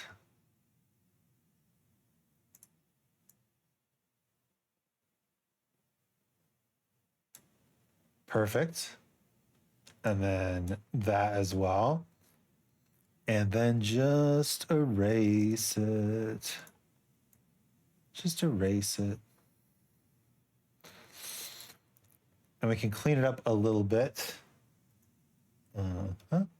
by shrinking, or no, by growing the selection by 1 pixel and then just erasing again. Now we go to this one and all of a sudden we have our guy on a different background. Shoot. I keep doing that. Changing the rotation angle when I just want to move things around because I'm used to working in Blender. Bam, pow.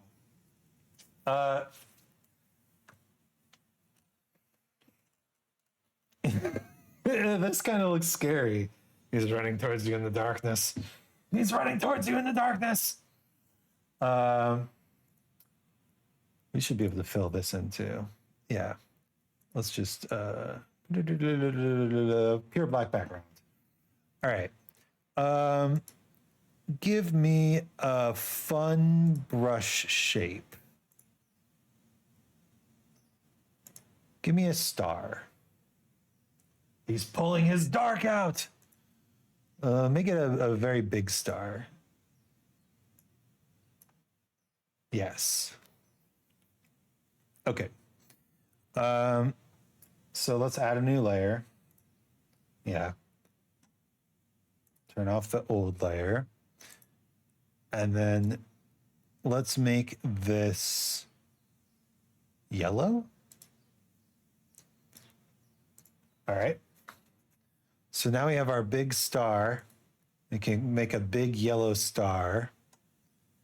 And look, now I can rotate. Oh, wait, but it rotates the brush too. What the heck? How do you rotate a brush? Angle. Perfect.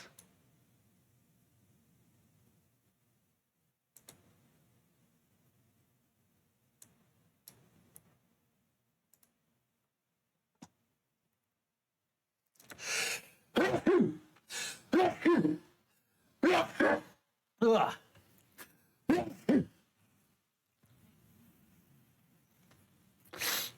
Let's thank you.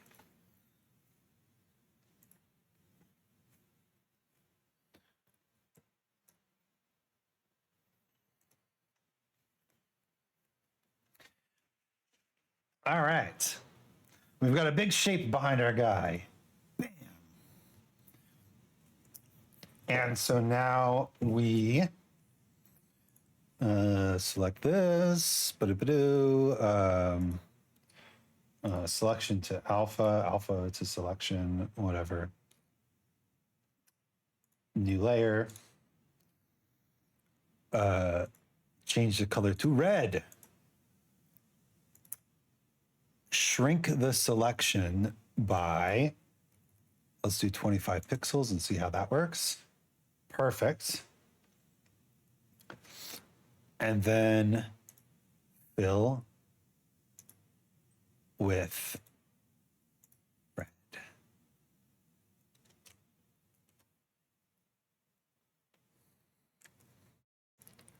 Bam. Pow. The problem is this area down here. I think I can fix that pretty easy. If all we need to do is just do a little painting down here.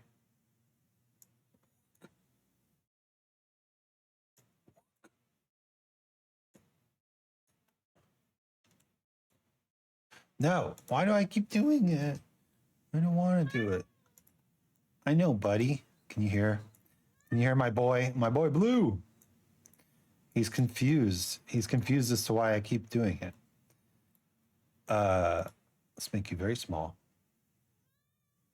Blue. He's like, it's not time for this. It's time for me. You fool. Oh, God. Don't step on the keyboard, Blue. Okay. You're good.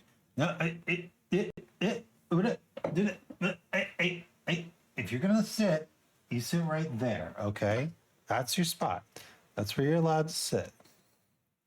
Yes. What a good boy you are.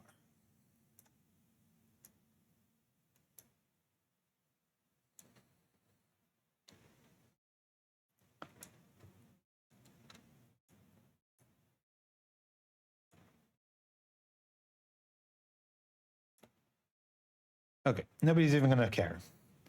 Gotta recognize when nobody's gonna care. Looks good though. Bam. He's popping out. Now we need like a very special comic book style POW, right? Let's see. We have a good font for this. Impact, of course. No. What about Comic Sans? Everybody loves Comic Sans. Comic Sans. Bold. Italic. POW. All right. We take our POW, make it nice and big. Change the color to black. And then, select it over here. Transform, rotate, POW, and then off it to selection. Grow the selection by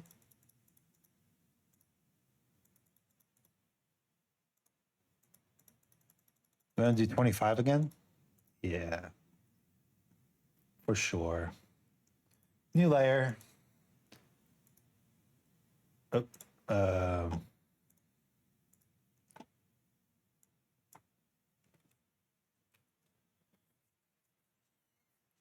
POW.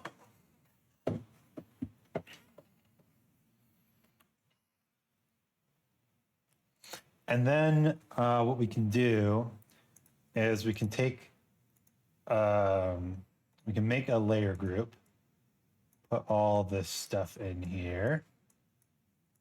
And isn't there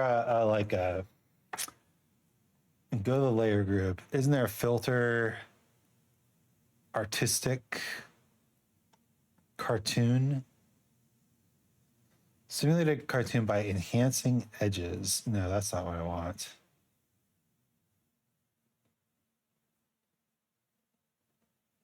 I want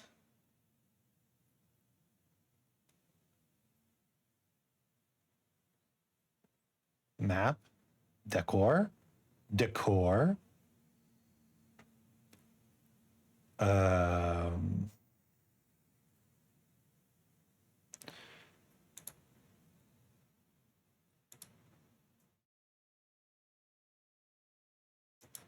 Oh, we have to do it one layer at a time, I suppose.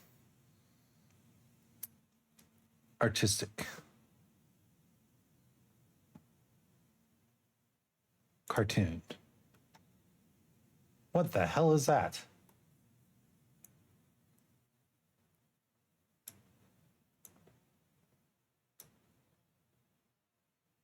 That looks scary.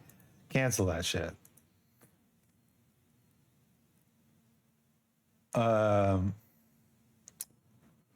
What do you call that? Newsprint?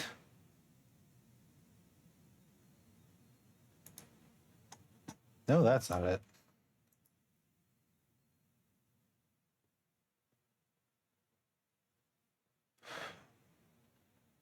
Pointillism thing.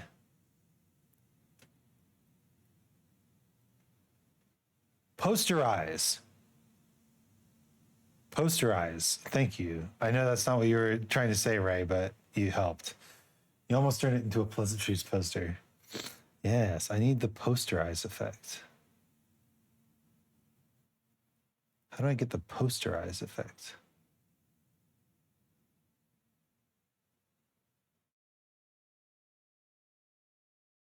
I'm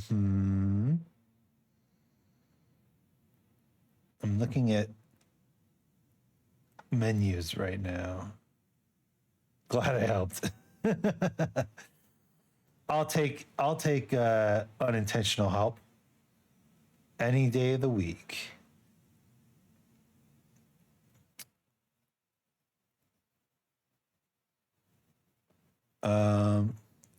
Edit. How do you? Okay, so let's see. GIMP Posterize image. Tools, color tools.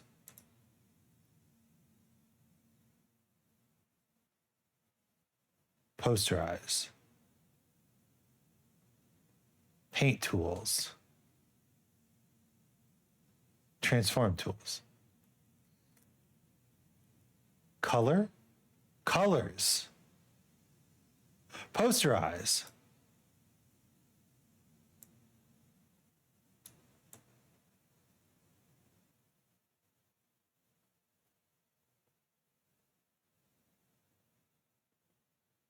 There we go.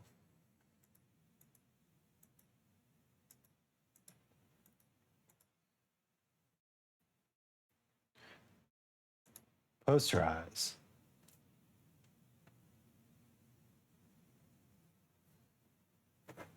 We can make him bigger too. Let's actually make him larger.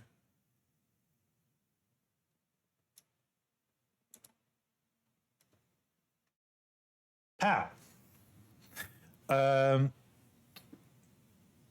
now what I need to do is, how do you do that, like old comic dot effect? What's that called? What is the comic book? Ben Day dots.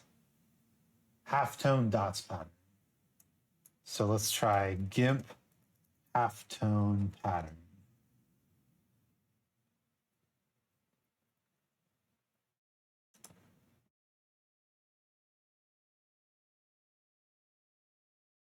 Newsprint. Okay, so duplicate the layer. Actually, first, before we do that, let's unposterize. Let's just do this on the normal image, okay? And then we'll figure out if we want it. Duplicate the layer. myguide.copy. Filters, distorts, newsprint. Then choose type of color model, RGB.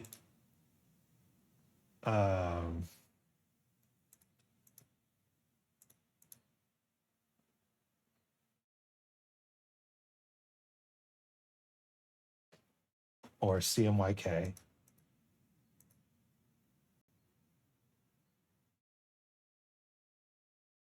And then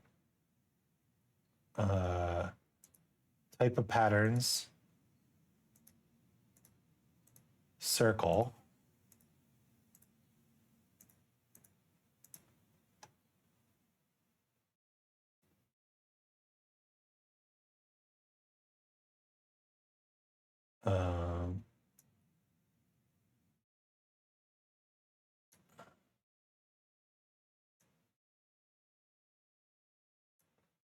Yeah, this is exactly what I want.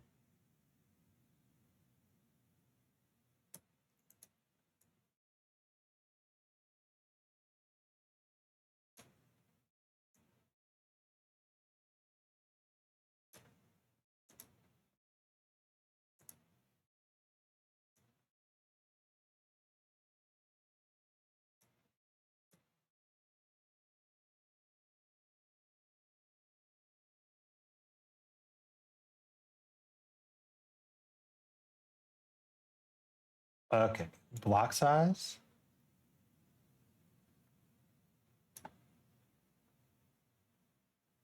Turbulence.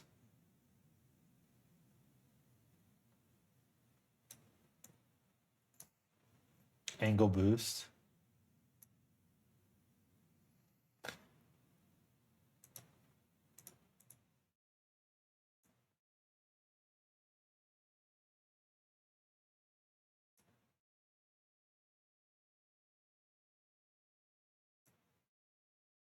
Okay, that actually looks like what I was going for, that cartoon style.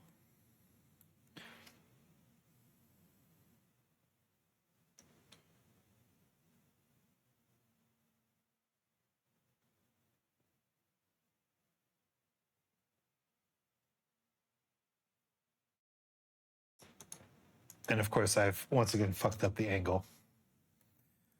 I'm used to Blender right now. I promise. That's why it's happening. Okay.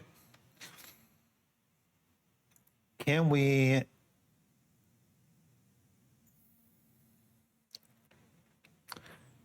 What was that called? Distorts? Okay, we can't do a distort on the group. So let's just hide the original my guy. And make my guy larger.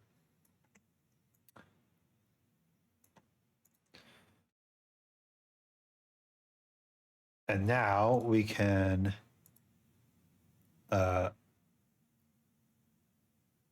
take the newsprint distort, color CMYK,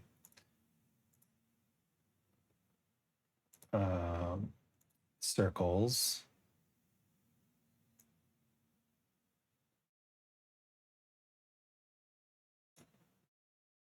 color RGB, block size, turbulence. I mean, it's like a single color, so is it actually doing anything?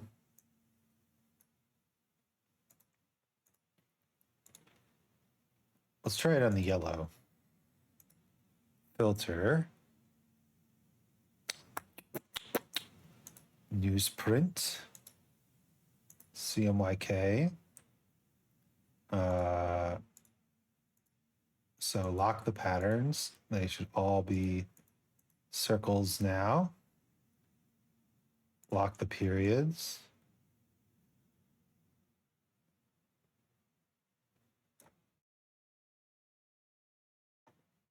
More turbulence. More block size, more angle boost.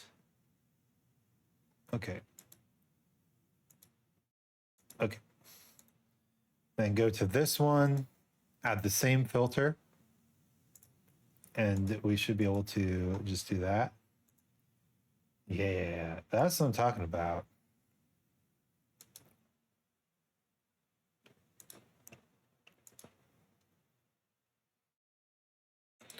Filter, newsprint.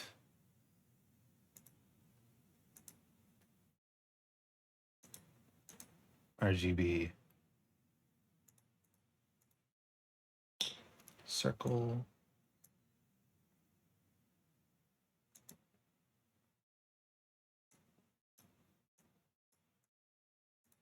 Huh. It doesn't work too well on these like perfectly aligned colors. So maybe what we need to do is change this color to something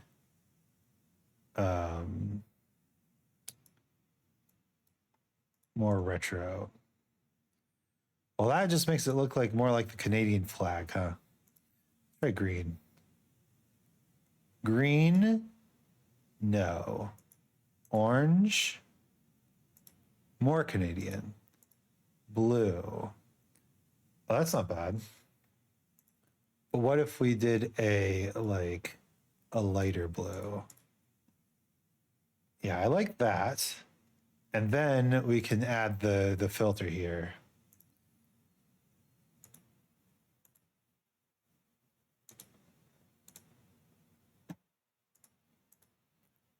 With the circle period.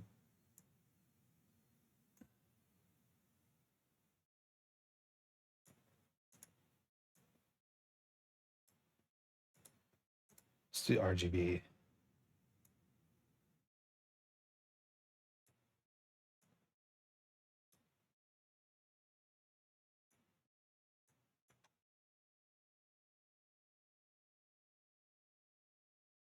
Look at that.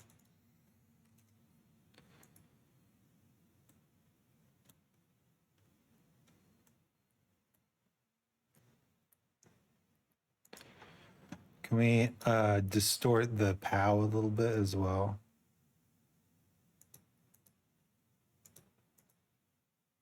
Not with that filter. Let's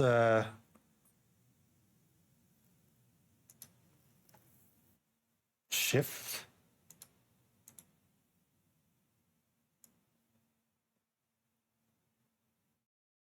That's cool.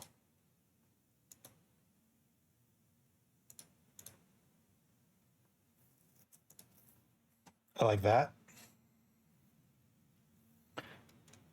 Pow.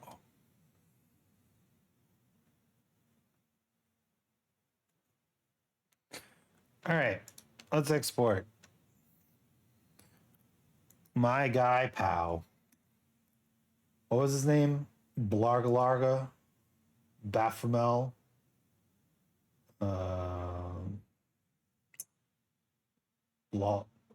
Belphegor. Belphegor. Welcome to the world, Belphegor. Yeah, we don't need to save this file. All right. So I think that's it. We made a guy and we put him in a pose and we made some art with him. Pow. Let's wrap it up here. Ugh. Who's on tonight?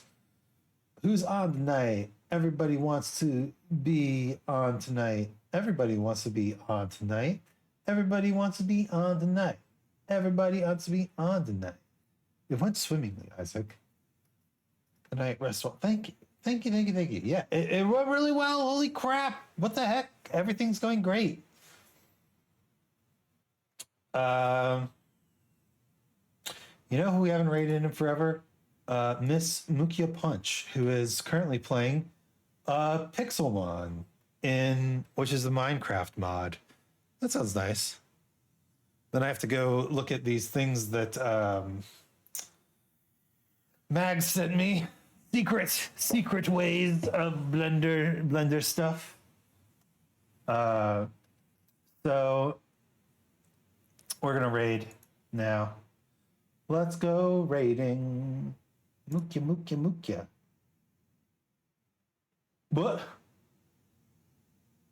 Oh my god, the raid thing got updated.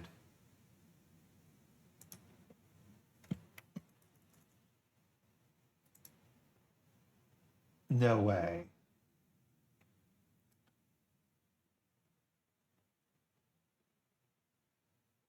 It tells you how long they've been up. It tells you what they're it tells you whether or not you've rated them in the last 30 days. Oh my god. Oh, good. Good update. Good update. Okay, let's go raid. All right. Well, I think that's about time for us to wrap it up here. My name's Isaac Anzu. Thank you so much for joining. It's late. I know. There's some of you in bed right now, but I appreciate everybody who stuck around and lurked, who hangs out after these streams end. You're the best. My name's Isaac Anzu. Thank you so much for joining. We're going to go raid Mukia Punch. I'm going to put the raid message up in the chat. Please copy it if you're still in chat. And let's go. Thank you. Good night. Don't let the Bitcoins bite. And I'll catch you next time. Farewell.